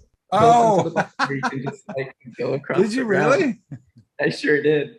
And on one of the days, I wanted to just test them out and just see if it made any difference. Oh. It didn't at all. Oh. But we were rolling on one of the takes that I did that, and it was in the bookstore. Oh, And I'm really? curious if while she was going through the bookstore, if one of those shots is me on those Heelys. Oh, that's hilarious. Well, there's some trivia for you. People will love to hear that. We'll see if anyone can notice. Yeah, way to diminish the terror, Noah. That skull mask was in Heelys the entire time. Exactly. This is the Rendotti skull I was talking about. It's, Oh, very cool. You know, it just reminded me of that. You know. Yeah. But I mean, there's some of these that look more like that. But I love that I have a bunch of these. Chris, how much time did you spend making our masks before we ever stepped foot onto that set with you? Oh God, a couple months, easily, a few months. Yeah. From design phase, I mean, getting the gig and then starting to design and going through various designs. Like I would say between the two of your characters, oddly enough, Skull Mask went through the most iterations of design. Nightwing was the hardest. I remember I was actually on the set of Mandalorian. I was working on Mandalorian. It was the first season of Mandalorian. I remember sitting there, and I was designing on my iPad, and I remember Skull Mask was already kind of designed, and I wanted Skull Mask to look like a baby skull, like a weird hydrocephalic baby skull. Nice. Much bigger up here, and it was smaller down here. It was a whole different look. And I have those designs, and I really liked that look. But it was, I think, too much for what Lee wanted. I think that was way too bizarre. It's what I wanted, but it is what it is. But I have a lot of designs for Skull Mask. But Nightwing was pretty. I was having a hard time going, how am I going to make, because it had to, here were the notes. It had to be a burlap sack, had to kind of resemble, we wanted to harken back to, Jason telling the dread sundown, blah, blah, blah.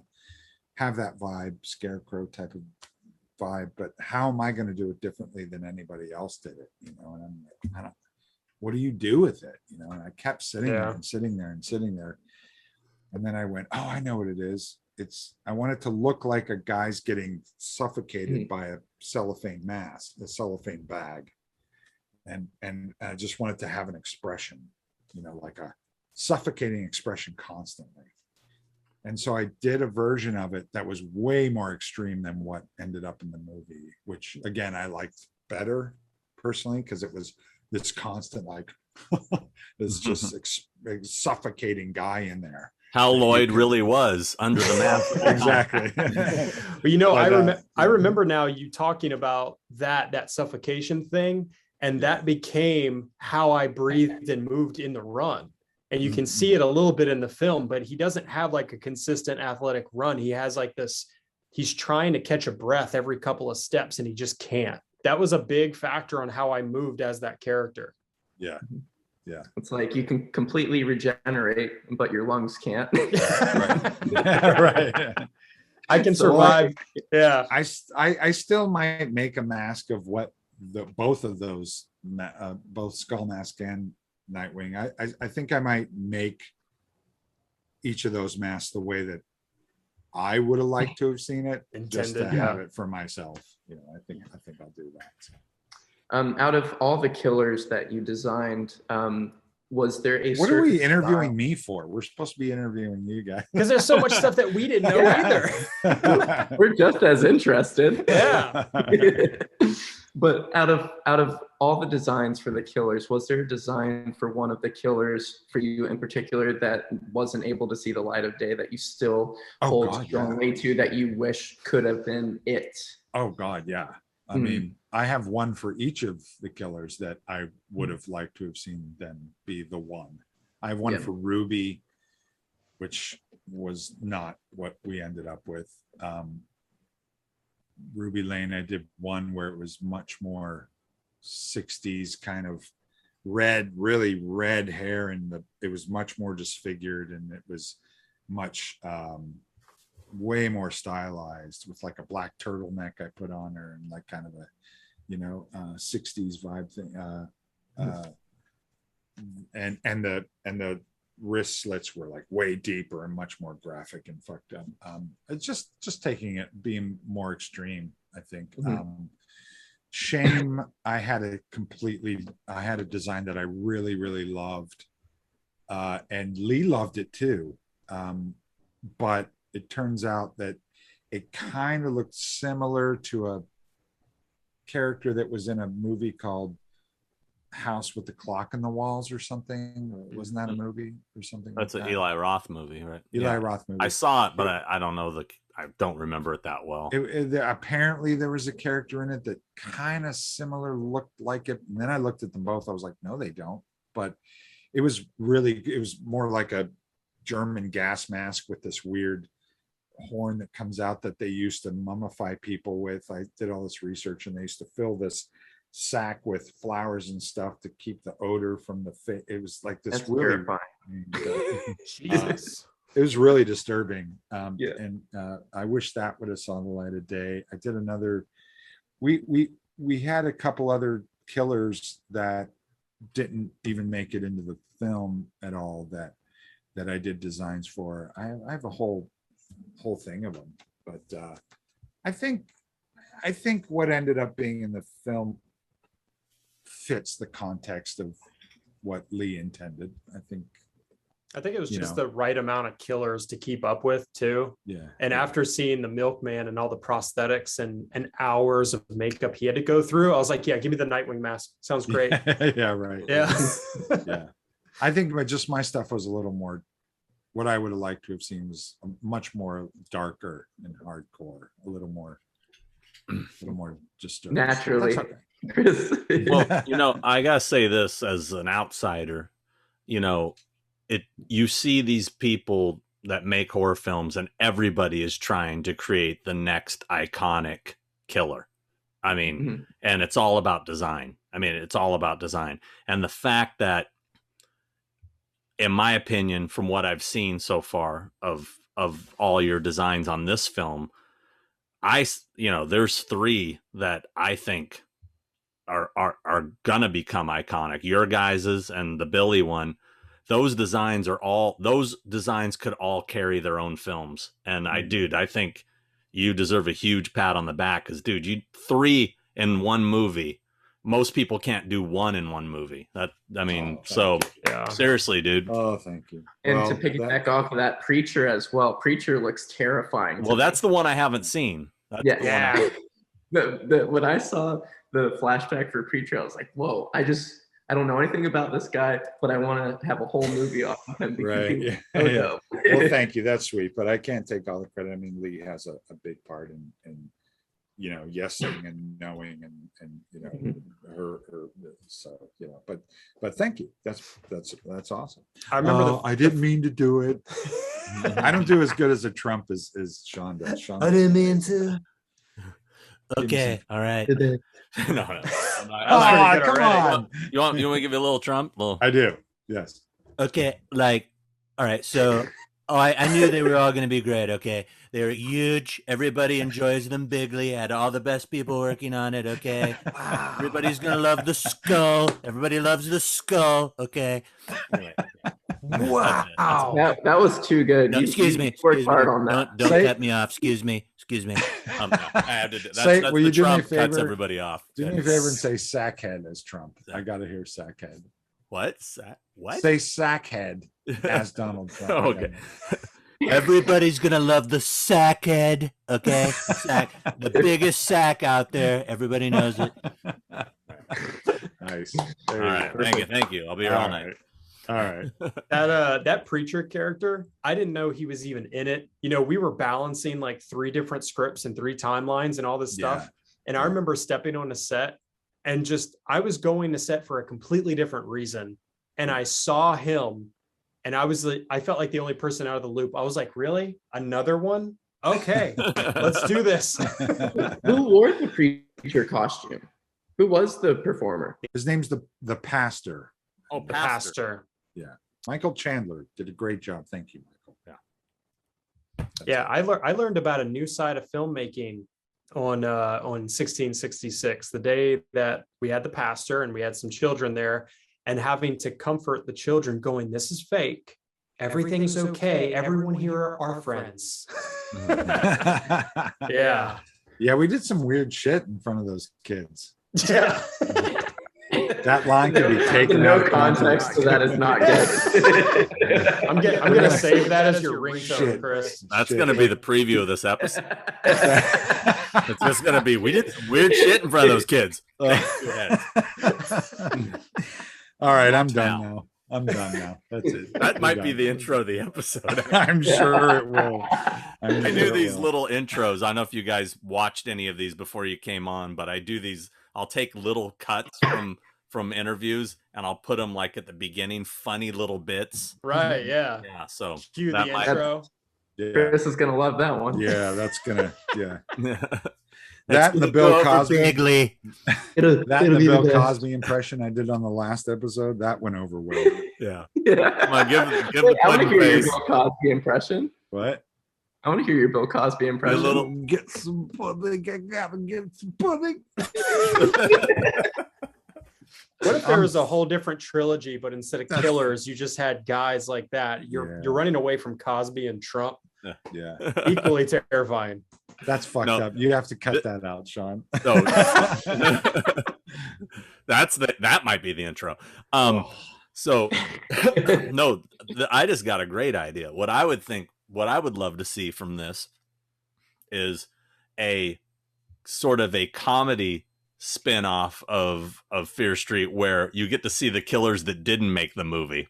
Oh, there you go. The really bad ones that are just Yeah. like, well, am I in this or what? You know. Why is it Christopher Walken?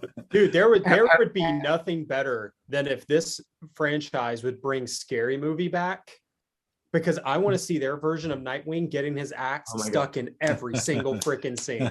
Right. Yeah. Stuck in the door, stuck in the wall. I don't know. Yeah. I don't know why my mind is going towards Mystery Men when they're trying to hire all the superheroes. Oh, right. Yeah. The Waffle Man. There you go. There you go. Chris, do you remember the Nightwing theme song we made on night 1? Every time we'd run at camera, Lost Noah. Nightwing. Oh, yeah. I gotta put another battery in my camera. Oh, no. You Well, just just in camera time like a for us to- filmmaker. The Nightwing metal song. Yeah. Yeah. Every time Nightwing was on set, Nightwing. That does sound like a metal band name. I think I'm pretty sure it was. There's Nightwish. There's a band called Nightwish. Right. Yeah. And there's Nightwing. Yeah. There you go. Boom. Thank you. I was at we were at the Atlanta viewing of 1994 the other night, and one of the wardrobe girls was like, "Murder Arms." And I was like, "What?" And she goes, "Oh, you might not know that, but we all called you that on set." I was like, "Great." Where did that come from? I because when you took off the flannel jacket, the yellow shirt was sleeveless for no particular reason, Right. other than to just let me feel how itchy the flannel was. Right. So because it was so hot, we're shooting in Atlanta. Every single time they cut, I would take that jacket off and just try to breathe a little bit. And they called me Murder Arms. Murder Arms. Well, Yeah. I know that. And I was I think stabby. I think it's Phil. Oh, You were Stabby, right? Yeah. Yeah. And then I believe Phil, the editor for Fangoria, has labeled Billy Barker Bludgeon Boy. Yes. I think, which I like that name, Bludgeon Boy. But That's actually kind of a better name than Billy Barker. If they just, I would have liked that name for the character, Bludgeon Boy. Yeah, Bludgeon Boy. Yeah. I just hope we get to see some more of him in the next episode. So, depending on editing, you should. Yeah, it depends on what they leave in and what they take out. Remember, this is airing after it's already out, so you're okay to say stuff. No. Honestly, I don't know with what they'll leave in or what they'll take out. I don't but know. he's supposed to be in the next one. Definitely is. We had a couple things that didn't even make 94 that I was surprised that didn't make it. Yeah, there's a lot that got cut out, actually. Yeah. Was there anything that you guys were disappointed that was shot that did get cut out? I mean, I did a wire, or it's a stunt called a dead man that didn't make it. And that's not a fun one to do. We had one of the actors, he had a chair, and I'm running after them, and I'm attached to a line that's locked off at a different point. And basically, as you run and the tension hits on the wire, it just knocks you straight to your ass. So he has the chair right here. I'm running towards him, and then he hits me, and then I hit the deck. But yeah, that didn't make it. Who hit you with the chair? It was, help me out here, Lloyd. Who hit me with the chair? I don't remember. Was I in the shot as well? You don't remember the character that hit you with the chair? I want to say it was the janitor. He had a mask on. Oh, the janitor. That's in 1666. That hasn't happened yet. Got it. That job, proves Noah. to you. I don't know. We were shooting all three movies back to back. We were crossing over, and we didn't know at any given point. Which one is this one? Oh, okay. There was a bit of 78 actually that it just didn't have the same impact as it did the night that we shot it. When Emily's character chops off Nightwing's head with that shovel. Oh yeah. We had a shot of that. Good gag, by the way. Thank you. Gag. That was fun. There was a version of that where not only did we break the door and the door frame that she shoves me into, but she just started letting out the F word like crazy. She was like, F and die, you F and F and F. Like it was, I was pinned up against the door with the shovel. Like, oh, who did that? Emily. What? I've never heard Emily say one swear word in her life. No, not Emily Brobst, Emily Rudd. Oh, okay. The actor who, she played Cindy Berman. Right. She turned it on like that, man. She went from really sweet and talking about like, oh, what do you guys like to eat in Atlanta? To die, you effing fuck. Like, and we broke the set that night. So knowing how intense it was on set, and then you see it in the edit, and you're like, oh, I wish people knew how intense that moment actually was. You know? Yeah. 1666, that movie, the final movie is, I believe 3/4 of it is like 1666, but there's the last quarter of it goes back to 94. Yeah. So it's kind of like 94 part 2. Actually, half is 1666, and then there's a 94 part 2. Oh, so that's where you're talking about the music coming into play. It's 1994. Here we go again. You know. Yeah. We got to let you know we're here. Yeah. So. We'll be back in that mall. Yeah. Yep. That's awesome. Well, we should probably let you guys go. I know Noah wants to watch the fight. I respect, even though McGregor's going to get knocked out again. I think so. But I think he's going to retire tonight. We'll see. I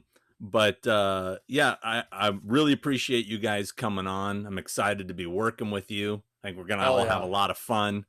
I can't wait to see you guys experience your first convention. It's gonna be a blast, and I'm really happy for you guys because you seem like great dudes, and Chris speaks highly of you.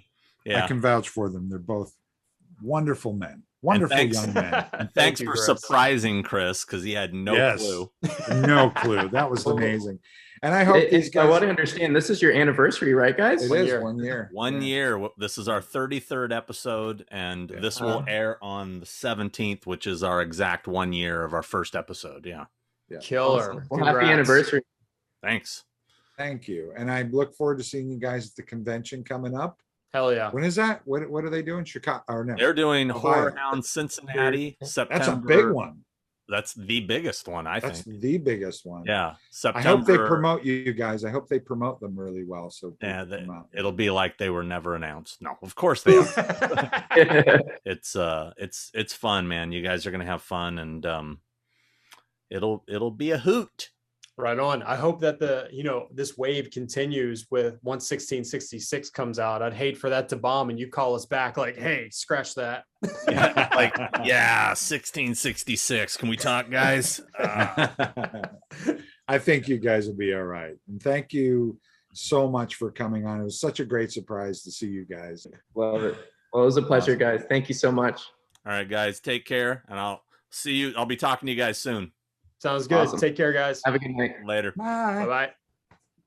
And Chris, we got some viewer mail still to get through. All right. How fun was that? That was awesome, dude. That was so cool. Thank you for that. Let's blaze through these questions here. We've been avoiding our peeps too long. Yes, let's blaze through it. Let's go. Chris Snyder said, another great show, sirs. To Academy Award-winning Christopher Nelson, the mask looks great.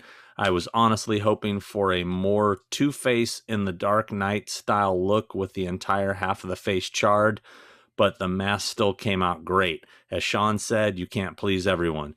Just let them whine. They'll feel better later when the movie comes out, or they won't. Haha. To Sean, I blame the YouTube algorithm for the views. It's been acting funky lately. I don't think you guys are doing anything wrong in terms of content you produce.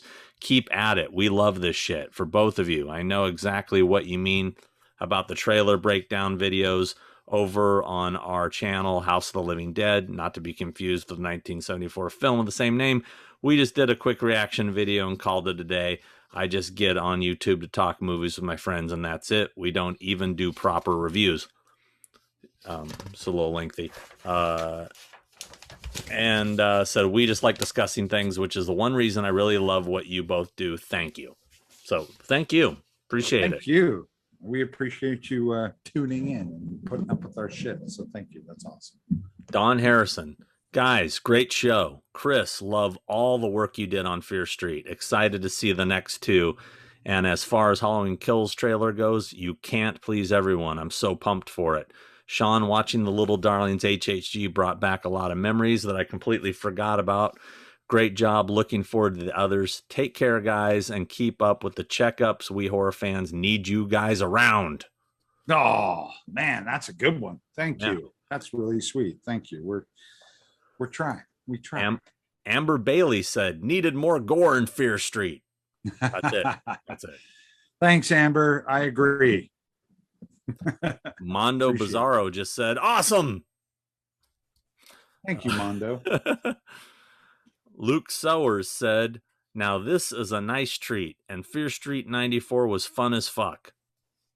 Ah, thank you. I'm digging somebody likes that shit, and that's awesome. Steve Wade said the Halloween pinball looks amazing. Sean, we need a review of you, Chris, and Nick Castle playing it when you get it. We know we actually could do that in Chicago. That's right. We'll play a little, check it out in Chicago.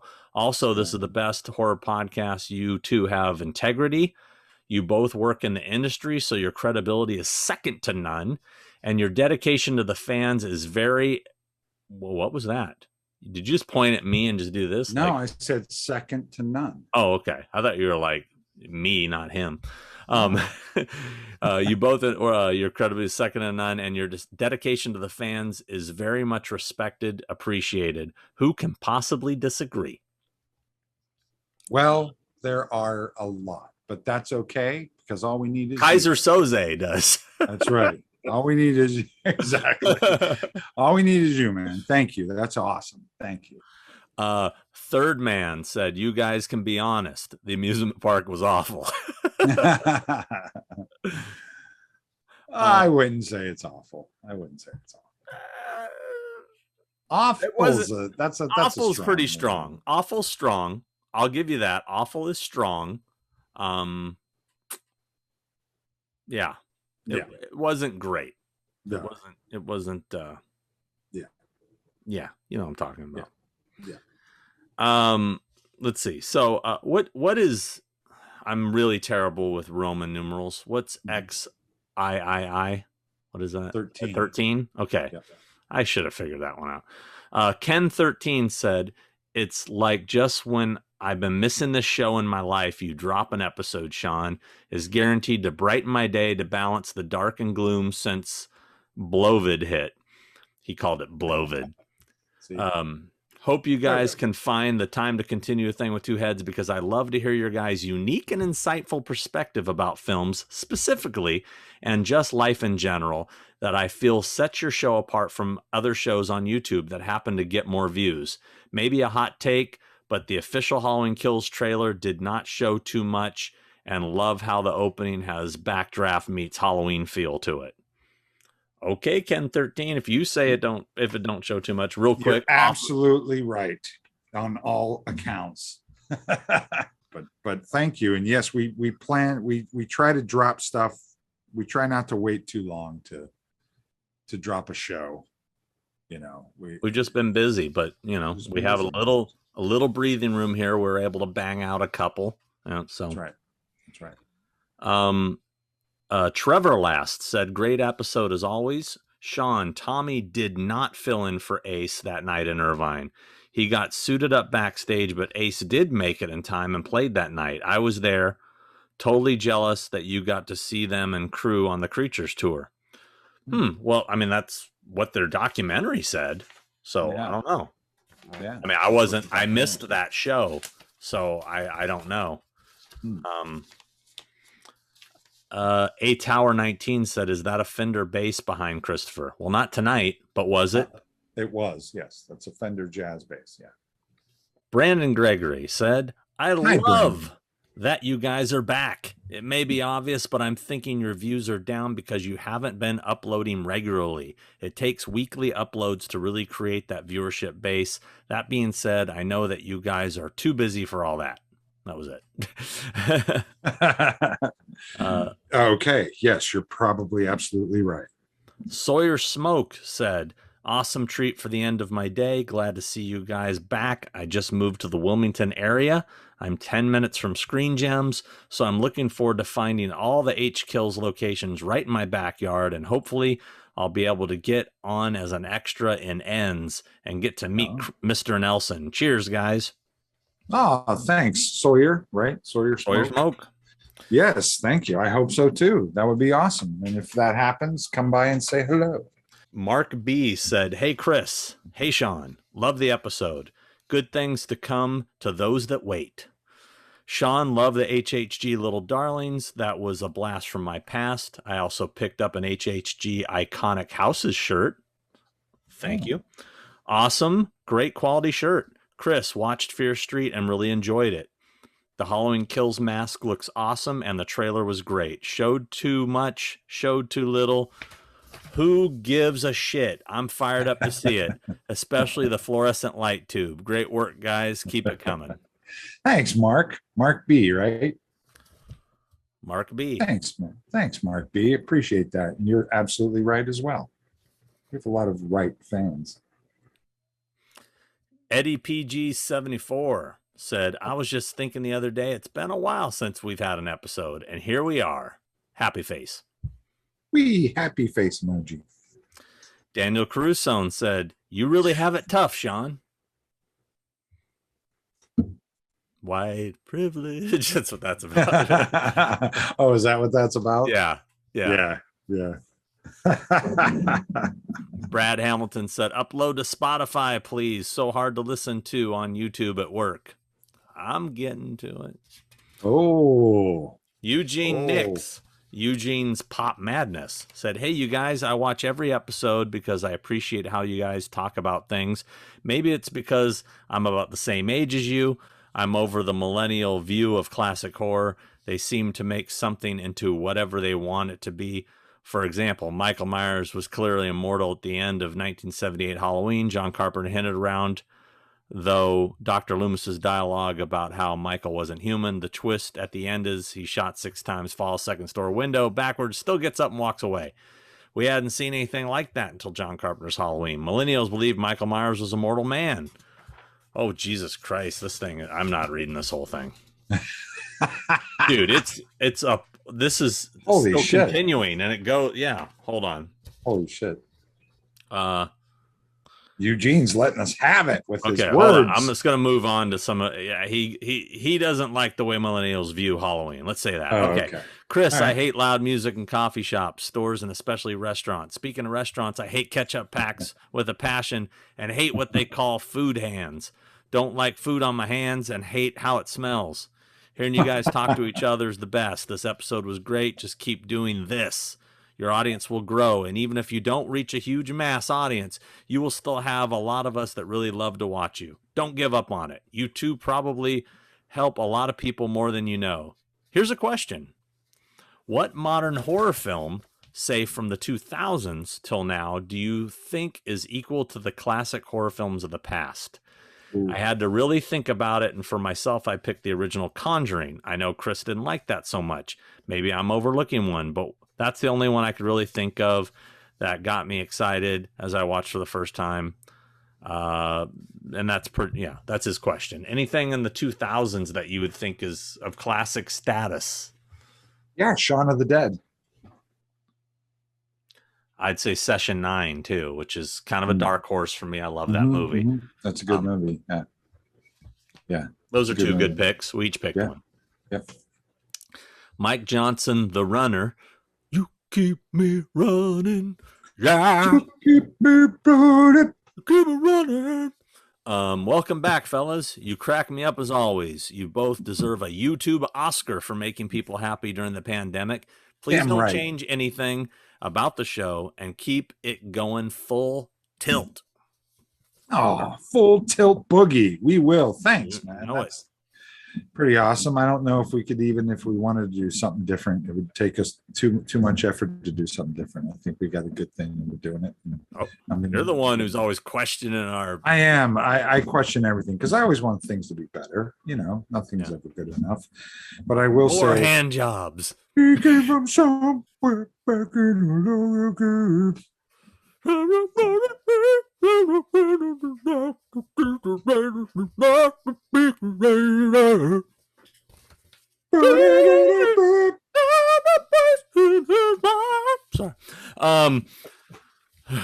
Michael McDonald for you. Dude, love me some Michael McDonald. Love the Eminem.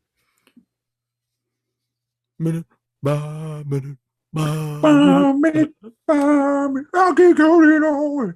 Shine with freedom, shine a light on me. Oh, come on. Pulled that one out. Yeah, to go with a little running scared. Little running scared. Yeah. Christopher Charles said, loving this show. So glad I found it a couple weeks ago, and hearing you guys with awesome guests helped me through some crazy hours on a decorating job. Okay. Can't wait for Halloween Kills. Big thanks from the UK. Thanks, mate. Thanks, mate. Well, that's a good lad right there. That's a good lad. Oh, that's not. I went to Colin Murdy. I went right to Colin Murdy. I apologize to you, sir. Michael, thank you for that. That's really nice. Michael Para said, "I can't wait for Halloween Kills to come out." Michael Para? No, Michael Para.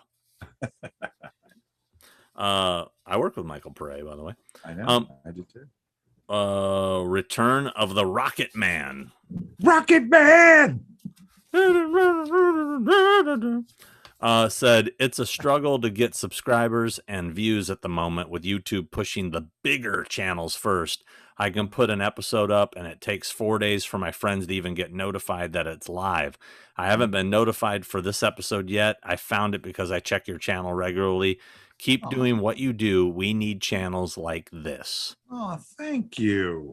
That's really nice. I'm still surprised that. Thank you, sir. That's really nice. I'm surprised that no one's picked this up yet. Yeah, you hear that, Phil Noble? Let's see. Alice Sullivan just watched Fear Street, and it was a blast. Right after I finished that, I started Two Heads and found out Christopher was on the project. So cool. Nice work. Thank you. We strive. Third Man said, 3K for an average video. Episodes seem pretty good, especially how new the show is. That's the typical view count for much popular channels on non-Halloween videos. They get their high view counts from clickbaity videos, trailer reactions, trailer breakdowns, breaking news, anything Halloween related, which you guys don't do. Although would be pretty cool to see you guys' initial reaction to some things.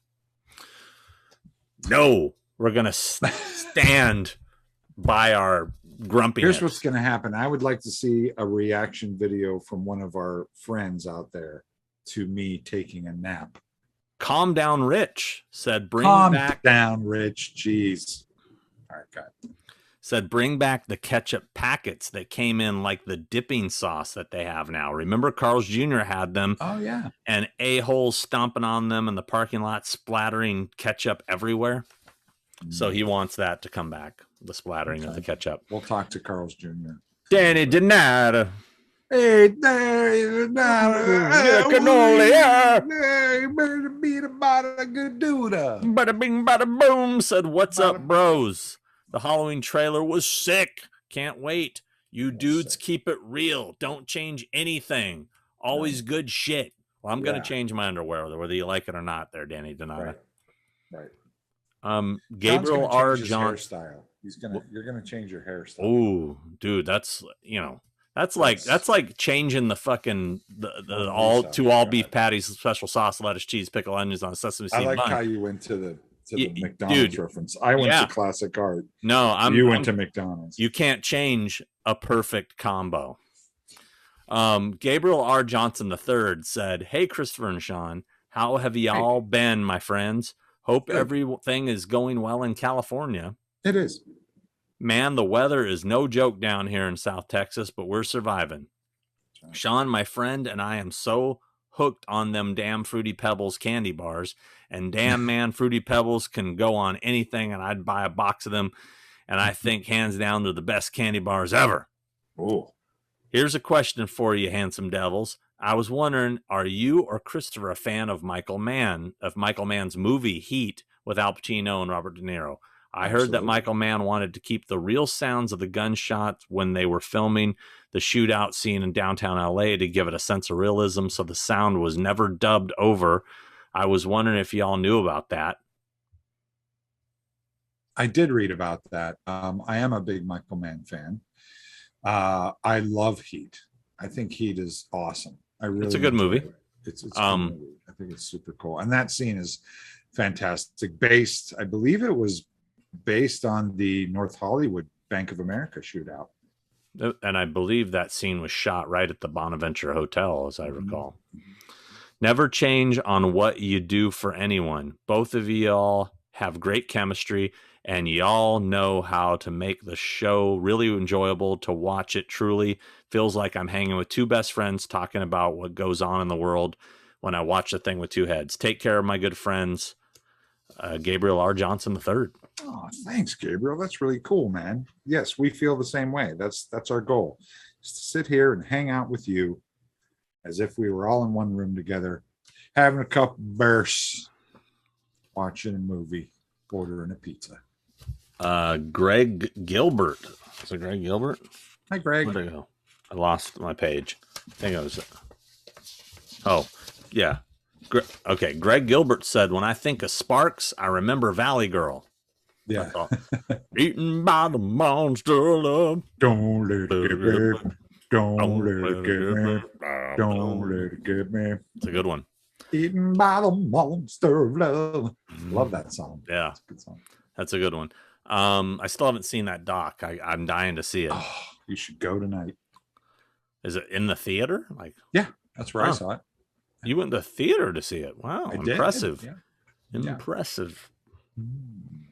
Andy Patton said, longtime fan of the show. I reckon you don't need to change a thing. Cheers from Australia. Good day, mate. Yeah. Throw another two heads on the barbie. See what I did there? Wow, they love it. I hear the Australians love it when you make those references. They do. It's and reference the crocodile hunter guy. It's as welcome as the bloomin' onion. Right. Or a Foster's.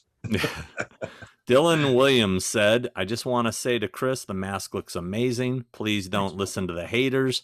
Love how it looks on the poster. Can't wait for this fucking movie. And he cursed. I love it. That's an emphatic fucking movie. I do not listen to the haters. Don't worry about it, buddy. Oh, yeah, you do.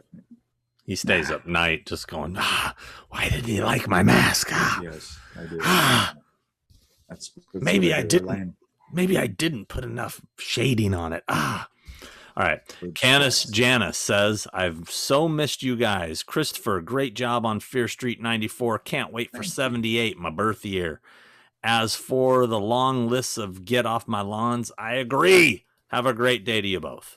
Oh, thanks, Canis Janice. Thank you. By the way, I went to Jamba Juice the other day, and they were blasting music, and it was like, I was like, and the dude's behind the plastic, and I'm like, how do you hear me right now? You know? Right. Yeah. What is that about? Is it that we're old? Was that what it is? Or are we like, God, do you think if we were 25 and we walked in there, we'd be like, oh yeah, give me a protein shot in that fucking juice. Do you think that would be the case? I'm sure that's exactly what the dance would look like. That's how all the kids are dancing these days. Jason Fisher said, another great episode, guys. Just wondering what you both think of Larry Cohen's movie, The Stuff. I've been making an attempt to watch a few older horror films that had somewhat fallen through the cracks in my viewing, and this is one of them.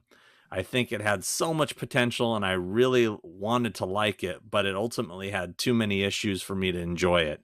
I'm not necessarily a fan of remakes, but I think The Stuff would be a good candidate for a remake. No doubt that's hearsay to its fans.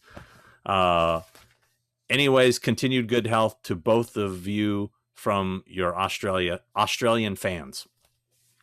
Thank you. Yeah. The Stuff isn't a great movie. It's fun. It has some good gags in it. I do own a screen used container of The Stuff. But yeah, it's not, it could actually be a good remake. Like, you know, if somebody take it and make it more like the Blob remake was and do something like that, it could be fun. Like a social commentary. Or like one of your favorite films, Street Trash. Yeah, I love that film. That's a good one. I love that one. That's a great one. I just flipped it. Why do we seem to have a lot of fans in Australia? We got a lot of fans there. When you say, seem to be getting a lot of little letters, a lot of notes. I don't know. I appreciate it though. I love Australia. I do too. I love it. Move there in a second. Josh Seteka said, Chris, Sean, still loving the show. Keep it up as long as you guys can. Thanks. Question. Why is it that bad or just archaic practical effects can be so charming when you watch them, but then when you watch bad CGI, it doesn't evoke the same kind of feeling? It's a very good topic that we could elaborate on. That's a good one. I think it's because when you see even what are bad practical effects, you can appreciate the effort. Where I don't think went into it. Yeah. I don't think when it comes to bad CGI, I don't appreciate the effort because I didn't like it back then. I don't like it now. Right. You know. I also think too that there's no excuse for bad CGI. Yeah. You know what I mean? You can come up with a lot of excuses for bad practical effects, like a lot.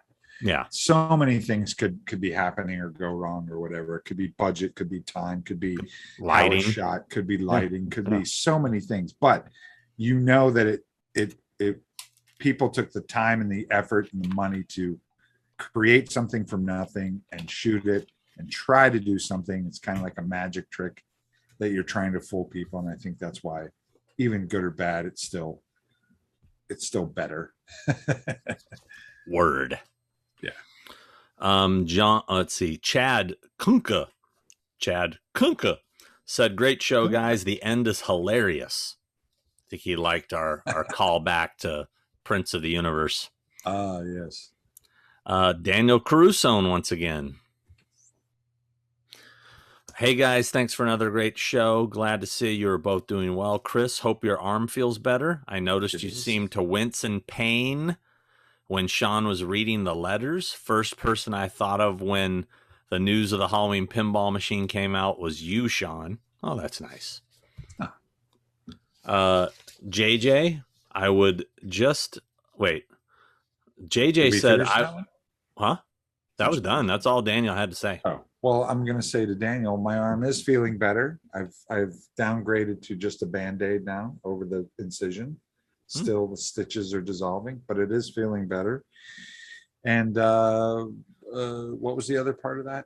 He was just talking about when he heard about the pinball machine. I was the first person he thought of. Oh, that's very nice. Which I thought I got one. I got one too. Yeah, but he didn't think of you. Sean. He didn't think of you. He didn't think of me. JJ said, I would just to look. I'm reading this as it's printed. Yep. I would just to see how you painted the H40, so I don't have to pay the mask police. LOL. I would just to say I would very much like to see how to paint the mask. There you go. So what's he asking? I have no idea. I read it the way it was written. I can't, I can't read his mind. So you want me to do a tutorial on how to rehaul a mask so you don't have to pay someone else to do it? I think that's what he's saying. Something like that. Should we do that, John? Wasn't that your idea? We did talk about it, but you were over it. That ship has sailed. That used to be relevant. Gary Sim. Maybe after all the Halloweens are done and this and that, and Gary Sim said, "Awesome episode, guys. I loved the trailer and can't wait to watch even more now. And loved Fear Street. Excellent work, Chris, as usual." Thank you, sir. That's very nice of you. I'm glad you guys are giving the love, man. There's a lot of work goes into this, so thank you. Graham Wright said, "Sean, the Halloween pinball machine looks incredible. Also, can't wait to see Halloween Kills." What Daniel Caruso, dude, do you just keep coming back to the same episode and putting new comments? This is comment number 3. Yeah, I mean, we love you, bro, but geez, save some for the other guys. He's a pal. Okay, maybe he lays in bed and thinks of questions. Probably. He said, "Hi, Sean. I know I'm long-winded when it comes to comments." There you go. But I just wondered if you would ever consider doing a live video of your drum kit or maybe some jamming with Chris. Being a drummer myself, it would be awesome to hear you play. The music I've heard you play in the background of some of your videos is really effing cool. Thanks as always. Here's the thing. I used to be a really good drummer. I'm not bad. But I used to be really good when I played every day and I was in a band and this and that. I don't feel like I should be out there going, look at me, but I'll play, for sure. Whatever. I like to play, but right now I only have an electric kit set up. My acoustic kit is. You're not answering this question. What's his question? Would you ever do a video? I would do it. There you go. I would do it. Am I going to? Probably not. I would do it. There you go. Let's see. Colton Seaver said, "Every time you guys drop a new episode, I get stoked. I know you guys are busy working men like myself, so I understand you can't do them all the time. But when you do, it is awesome to kick back and listen to you guys talk about horror movies and kiss. Oh, yeah. Looking forward to seeing you guys again. Also, Fear Street is awesome." Thanks, Colton Seaver. Thanks, buddy. Well, I will say this.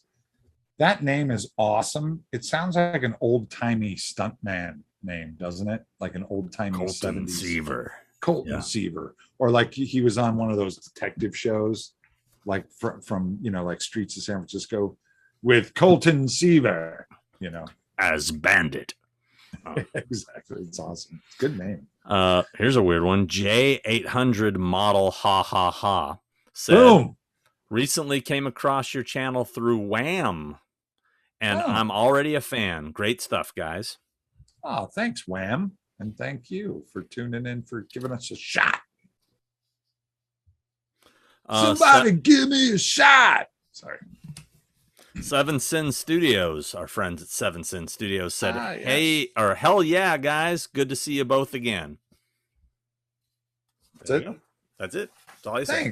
Thanks. No. Usually it'd be like, how can I get some pics of the mask. Well, we correspond on Instagram together. Oh, there you go. Occasionally, so Paul, that's good people there. Paul Hassenauer said, "First of all, another great show in my opinion. I just saw a fantastic documentary on the work and life of Ray Harryhausen and the stop motion effects used in the classic films like Clash of the Titans. It was awesome. Question for Chris: would you ever want to work on a stop motion horror film? I always thought Universal's Frankenstein using stop motion would be cool. Thoughts? Thanks. Love the show." I would. That'd be awesome. That'd be super fun. Yeah. I don't have the patience to do stop motion, but I love stop motion. Yeah. Yeah, I do love stop motion, but yeah, I would do that in a second. I'm just trying to think how that would. My brain is swimming through ideas of, you know, who does a lot of stop motion with like horror figures and stuff is Rick Baker. If you go to like Rick Baker's Instagram page, he likes to play with stop motion stuff, and it's really cool. But yes, I'd do it in a second. Matt Lucas said, "I also was wondering, will you guys be doing any of these episodes together from the same place anytime soon? That would be pretty cool. Maybe talk about the show and some of your collections." We keep threatening to do an episode together. Hi, Matt. Yes, we do. We tried to do it once recently in our and I got unfortunately sick. On that day, yeah, Sean got sick. I got sick. Yeah, that's why we actually had it scheduled. You were going to come over, and I got the flu real bad. Not COVID. I got a test. It wasn't COVID. Yeah, exactly. Yeah. Oh, but was it? Maybe I'm the cure. Okay. But yes, I think we will eventually do that. We might even have a surprise thing coming up soon. Yes. Doing it at a convention. Oh yeah, maybe, yeah. We need to look into that. A retro syntax era said, "Welcome back, guys." That's it. David Haley said, "I would watch." That's it. Well, thank you. Yeah, he's welcoming us back. Come on. David Haley said, "I would watch a Get Off My Lawn show. Spin-off time." You wouldn't want to see a whole show of us just bitching about stuff. I don't think that would. We haven't bitched much this episode. We haven't. But that sounds, in theory, that sounds great. But after about probably 10 minutes, it'd be like, oh my God, really? Because I could fill hours of that shit. Okay, I'm about to throw up a new Get Off My Lawn in here right now. Go. This next one, Daniel Caruso. Bro. I'm still entertained by your show, still loving the content. The horns and hearts. Okay. Well, that better be the last one, Daniel Caruso, for this episode. Or John what? John Freeman said, "Great show." Hi, John. But if I may make a minor correction, Sean, when you said that Tommy covered for Ace and Irvine, that would be incorrect. Yes, he did suit up as Ace, but the very last minute. Did I read this one already? Or I don't know. Or maybe he's just saying the same thing. Maybe I did get it wrong. Maybe I heard it wrong. Yeah. That he suited up, but he didn't play. Okay. Right. Well, that would You're probably wrong. You're wrong. That would probably make sense that I didn't know that story. I must have heard it wrong. So, right. You're wrong. You're wrong times 5. Oh, I knew that was coming. I knew it. Gunhead17 said, "Can't wait for the Buffalo Bill House episode." You got it, sir. It's coming. It's coming. Although right now, what was that? My Silence of the Lambs episode where I stayed the night in the Buffalo Bill House. Oh, Sean's very excited for that one, you guys. I haven't even started editing it yet because the guy told me I had to sit on it for like 30 days. So I'm right now finishing up Friday the 13th Part 3, which might be out before this episode. So I hope you enjoyed my Friday the 13th Part 3 episode. Adam Ford said, "Here we are, born to be kings. We're the princes of the universe." That's how he wrote it out. I got you, Mr. Christopher. Also, my oldest was born on Friday the 13th. LOL. Oh, thank you, buddy. Thanks for Todd Jara. Todd Jara, the guy who's been making some custom figs. He's gonna Todd Jara. He said, "You guys are so right. I was hoping too that on the Kiss special they talked more about Anton and Bob playing on a lot of the tracks, but no mention. Took the words out of my mouth." See, we're simpatico. All right. Amber Bailey said, "What's your favorite Kiss album?" "I love Revenge." Oh, hi, Amber. You know, I flip-flop on this one. I usually go straight to Love Gun, but the first album is kind of hard to I mean, it's just too it's what started it all. I'm a first album guy when it comes to Kiss, the very first one, and then I go to Love Gun. Tommy Midland said, "I check back regularly for new videos. Nothing wrong with the content. Keep them coming." Thanks, buddy. Yeah. Starry Cat. Meow, meow. Starry Cat. Quality rather than quantity in terms of viewers. Really enjoy your videos, and thank you for still getting together via Zoom to create your shows. I enjoy watching as you guys have such a unique perspective on horror, on being fans, and working in the industry. No other channels can get that, and your friendship and camaraderie makes it a joy to watch. Well, we're good actors, is what she's saying. Hope your arm heals quickly, Chris, and glad they found that polyp, Sean. Yep, don't want the butt cancer. You can never be too careful nowadays. Life's too short anyway. Got to make the most of it, and our health too. Thank you, Starry Cat. Thank you, Starry Cat. I will say that in 10 years from now, when we're doing the thing with two heads, it'll be the thing with two hips, and the show will just be us talking about all our ailments. It'll be the thing with two hip replacements. Exactly. Damn this jail and damn that witness is the name of this person. 29 at the 29-minute mark, that be known as the ass gasket, as my dad likes to call it. LOL. Is that talking about the colonoscopy? Maybe, I don't know. Ass gasket. Maybe. I'd have to go back to the episode and see what happened at that moment, which I'm not going to do in the middle of the show. But thanks. Paul Wright said, "Hi, Christopher and Sean. As I live in the UK, due to the time difference, when you are live, I often miss your stream." Most people don't miss my stream because it would be early morning. Shabooey! Sorry, whammy!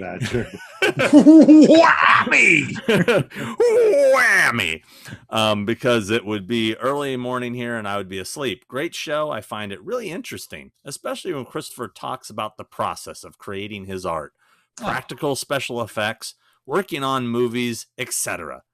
Take care and keep safe. Apparently doesn't give a shit about anything I say. No, of course not. Except for that part where I read his question. He liked that. I'm about to explain in great detail the exact steps of how to make an animatronic monster. Step 1. All right. Buy a coconut monkey head. Dustin Whalen said, "Finally, they're back!" All in caps. Melted Whalen. 7. That sounds like a country music star, Dustin Whalen. Yeah. Melted 7 said, "Hell yeah, the boys are back in town." That's the creator of some of those masks we got. Yes, indeed. Lovely. I have one right there. You're starting to get that weird static again. I don't know what to tell you. Rusty James said, "I'll buy that Blu-ray of Over the Edge from you if you're willing to sell it." No, just go on Amazon and get one. Rusty James. That sounds like a porn name. 70s porn name. Affy Tapple Beer Man said, "Awesome show as always, fellas." I still got your beers over here. You know, I got to bring them. Yeah. Everybody needs to chill the F out about the Halloween Kills trailer. I'm super stoked for it. Sean, look for some Fruity Pebbles brews soon. Nice. Did you try any of these new Baja Mountain Dew flavors? I have not. You know, I'm not a big Mountain Dew guy, period. So I'll do a dew in the middle of the night if I'm on set and it's the middle of the night and I'm starting to get tired and I need to pick me up to get me through the rest of the night shoot. I'll do a dew. That shit's like cracking a can. That'll get you through the rest of the night. It's amazing. Eric Eltringham said, Christopher, you have amazing skills. The FX you do is top notch. You guys rock. Thanks, Jackson. How do I rock when all you did was compliment Chris? I mean, I don't see where I'm rocking. Friends with me. He's rocking. Oh, you rock because you're friends with me. I'm rocking because you're rocking. I have to rock as well. Right. Okay. You're on a boat, and this boat's a rocking. You're rocking so hard it's making your sound staticky. I'm not doing anything. I'm just saying suddenly it's happening again. Did you ever watch the video clip I sent you? No. Oh. I've been You busy. just don't care. You're disinterested. When do you want me to watch it? While we're doing the show or while I'm talking to the cat lady? Which one is it? While you were talking to the cat lady, I wanted you to watch it. Not while we're doing the show. Have some respect. I don't know what to tell you about the staticness. Well,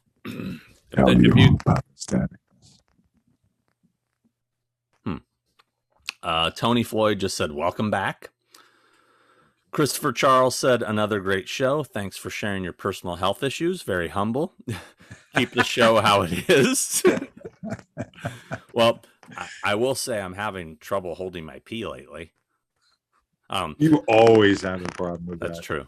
I have a tiny bladder. You Keep the show how it is. Great fun. And not like these clowns with a load of screaming at the screen. Still surprised the show's not a lot bigger than it is. Hope to see you in Manchester. I'll be traveling up from near London with my wife and another couple, making a weekend of it. Halloween in the cinema on Friday and convention Saturday. Thumbs up. Till then, look forward to the next one. Nice. I want to go to Manchester. I like that. Oh, there are tickets available now on many airlines. Max Mercury said, hello, boys. Born to be kings, princes of the universe, fighting and freeing. I mean, he's written out like that. All right, that's gotcha. A world in my hands. I'm here for you, love, and I'll make my stand. We're born. And boy, they just wrote out the whole song. Are you going to read the whole song? Really? I mean, look. I'm reading it. Let's not do that. Look I at appreciate it, but let's not. He read the whole thing. Yep. Luke said, this is Luke. He's 2 times the Luke. Said, talent. Cheers. That's it. All right. Whammy. Dude, their sound is getting rough. Bob Calderon. I don't know what you want me to do. If you don't talk, it doesn't happen.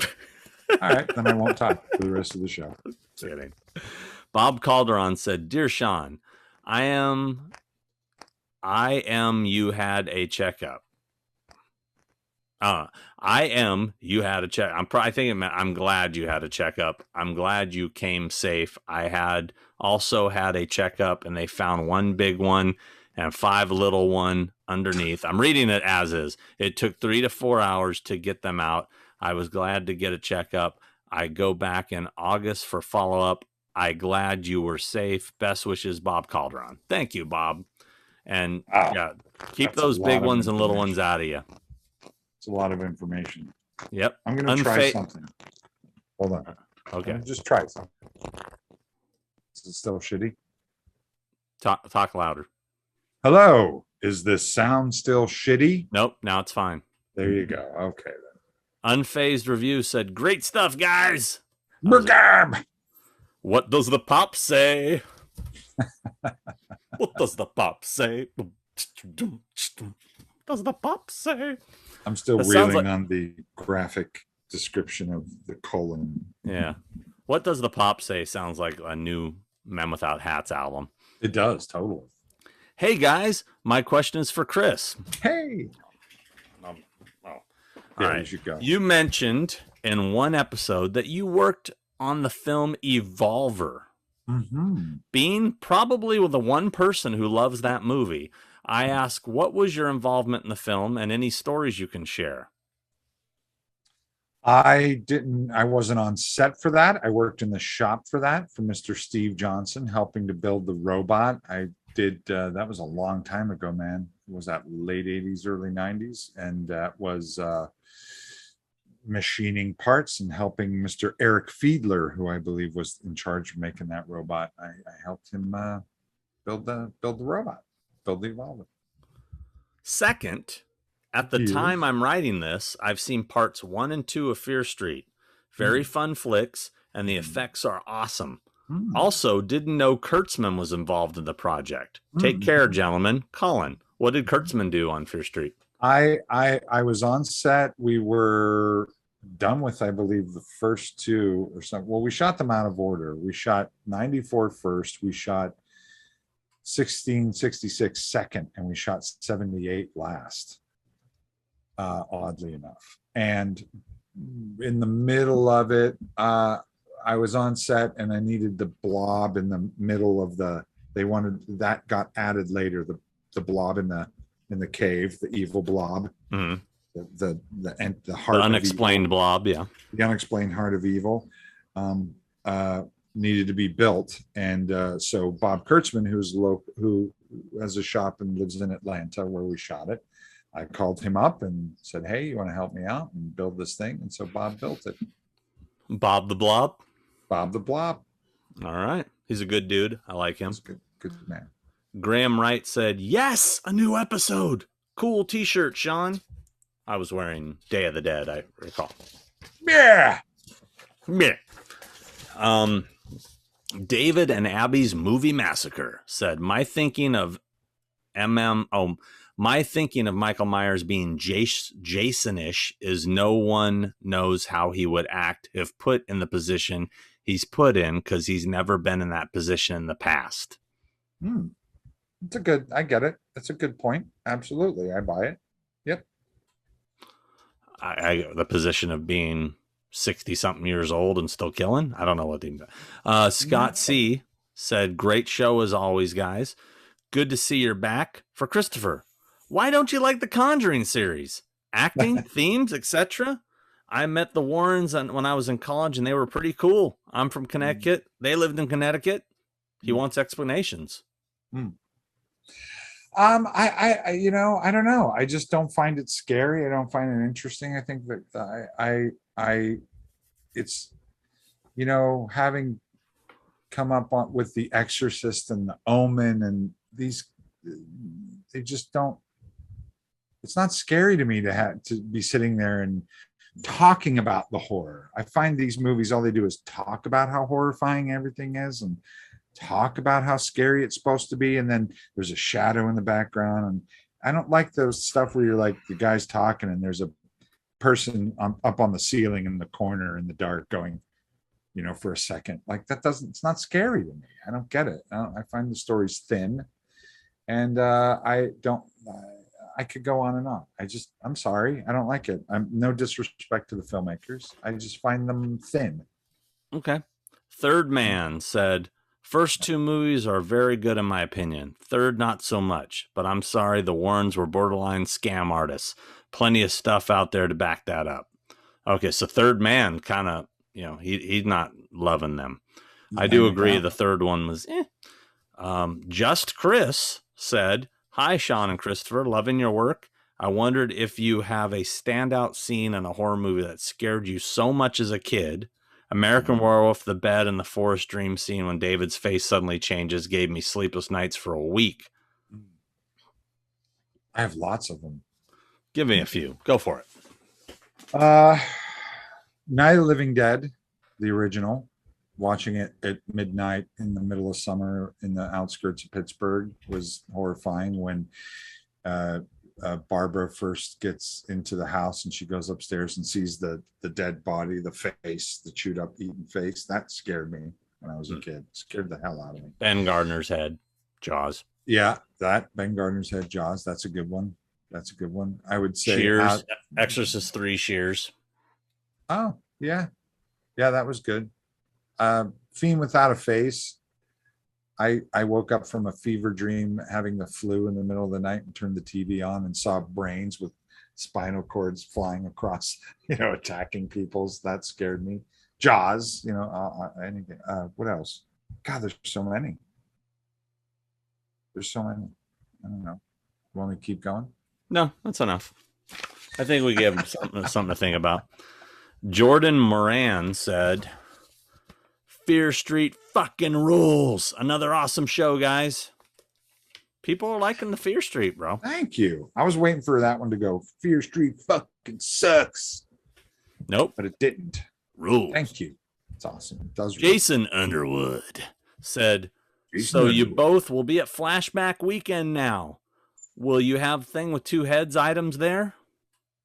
Yes. Items, stickers, maybe some pictures. Yes. And the actual two heads will be there. That's an item. Yes, the real two heads. Let's see. Oh boy. I don't even know how you say this. KSFHHNFAN. Fan. I don't know. Don't think you guys need to change anything about the channel. The shows work because you guys are just being yourselves. I think more people are back to work and can't watch your videos as quickly as they have over the last year. To borrow one of Christopher's favorite phrases, it's because of COVID. Just in a good way for going back to normal. Nice deep cut Queen reference, by the way. I love that song. When I saw that in the episode title, I thought it was just a coincidence. LOL. Fear Street was good. It seemed a little longer than it needed to be. We don't disagree. But the kills looked great. The story was good. The masks looked fantastic, especially the skull one behind Christopher. Ooh, it's almost like he can see you. Looking forward to 1978. I can't believe people are really coming after Christopher for the mask because that shit looks amazing. I don't know what those people are smoking. They need to go back and watch Halloween 5 or H2O and realize how good we have it. This is the best mask as looked since the original by a mile. Oh, man, that's pretty damn nice of you. How do you say that? Look at that. Can you see that? Put my glasses on. Hold on. Go ahead. Kiss fan. It's Kiss fan. No, it isn't. That's what he's saying. It's not what it says. All right, then. You're right. You've never been wrong before. This is true. Moss said I couldn't agree. Kiss. Moss said I couldn't agree more with fan. A lot of people are heading back to work in person. The reason why I kept coming back to this channel because they stray away from what the mainstream channels are doing. I'm glad that Christopher pointed out that these other channels do these reaction videos, ending explained and trailer breakdowns, and there's so much of them out there. I personally don't really get into those. Some are good at what they do, but not my thing, really. Not knocking those that do those.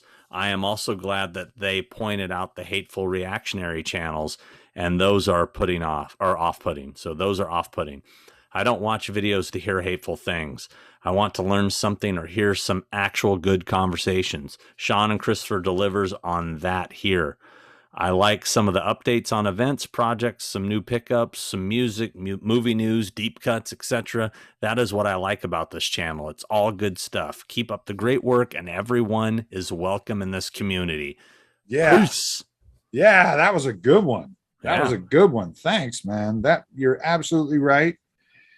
All are welcome. And also, just to go back real quick about I'm not knocking on people that want to do reaction videos and breakdowns and stuff. Some of them are my friends, and I think they do a great job, and I ain't knocking it, man. If that's your thing, that's all great. It's just not our speed, and it's not something I'm into, but that's cool, man. That's your journey, man. That's your journey. So respect. Your journey, brah. It's your journey, bro. Biggie Fitz gives us one of these. The Biggie Fitz. Pookie Wookie, or Pookie Wookie, said Princess of the Universe by Queen. I guess he thought we couldn't remember. Yeah. I mean, you didn't in the beginning, but then, Matt Lucas again said, hey, Sean and Christopher, even though you didn't prepare 100% for this episode, it's still awesome as always. I know you guys are back working again, which is awesome. But it would be amazing if you were able to do an episode of The Thing with Two Heads every week, and maybe have more celebrity guests, too. I'm sure the number of viewers would rise, too. Skeet Ulrich would be an awesome interview. I'd even love to see CJ Graham on your show. And Sean, I'm looking forward to all your upcoming HHG episodes. Well, thank you, Matt. We're going to do all that stuff for you. Yeah, we are. We're going to do all that stuff. KJ just said, about time, fellas. Thanks. Peter Felt said, I met Sean at Mad Monster Party, Arizona. That's it. Didn't say if it was good or bad. He just said, I met him. And Peter, that's how much of an impact he was. Yeah, I had a huge impact. I'm glad that you met me. I met him. Christopher Bell said, please don't Christopher Bell said, please don't discontinue the show. It really makes my day to see new episodes. No, thanks, buddy. It makes our day too. John Beachy said, a 20-year-old P.O. box? LOL. That is so funny. And then he goes on a little more, but he did say that. William said, what is that mask behind Chris next to Michael Myers? What would that have been in the other room? Well, it was either Skull Mask or it was Norman Cabrera's werewolf mask that he made. Oh, actually, no, here, somebody answered him. What? Somebody replied to his question and said, it's his head. It's his jack-o'-lantern head from Halloween after Michael kills him, I believe. Or it's that, yeah. And that's it. And that's how we ended, unfortunately. We did it. We were born to be kings. But never. We're the two old guys that are kind of tired. But no, we graced the people with some good Doobie Brothers today, though. We did. Some Michael McDonald. Yeah. What we should do is you and me need to work out Black Waters, you know. Oh. That we do the different parts. By the hand tape, by the hand, pretty mama. Pretty mama gonna take me by the hand, by the hand, by the hand. Pretty mama. Yeah. No, there's that'll get us fans. Okay. Well, I hope you guys enjoyed this extremely large and long episode of Thing with Two Heads. 1 year anniversary. Thank you guys so much for sticking with us. And, you know, I mean, when we started this a year ago, I mean, we're pushing 14,000 subscribers, which is a lot more than I expected to have it. You know, I mean, it's awesome. And we appreciate you guys watching. We love the love and the feedback, and we're just going to keep doing what we're doing. Well, also too, you know, if a little time goes by, we don't come out with an episode as soon as you'd like because we're both really busy. Hang in there. We'll make it up to you. We're going to come back. We want to hang out with you guys, and we want to meet you guys. You know, I'm looking forward to going to conventions and meeting everybody and hanging out and yes, thank you for sticking with us for this long. We had a lot of surprises today, thanks to Mr. Clark over there. And I had no surprises. That was fun. I had lots of surprises. But thank you guys. We really appreciate you. And be cool to each other, be kind to each other, and thank you. That's why I can look a little more like you, as you're getting in the dark there. Oh, well, it's getting dark out, and I'm looking like a baby mouse in the dark. So. Baby mouse in the dark. There you go. Be a song. Baby mouse in the dark. Baby mouse in the dark. It's a mouse in the dark. Oh, I don't know, dude. I need to eat. I think I'm starting to lose it. I do too. Anyway, thank you guys. 1 year. See you at the 2 year. That'll probably be our next episode. Hopefully see you guys at Flashback in Chicago. Yes. Or Horror Hound. Or Phantasm. I'm out. Peace.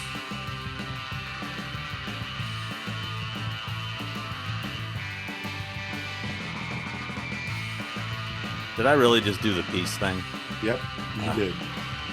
But you could cut that out. No. Whammy! Whammy!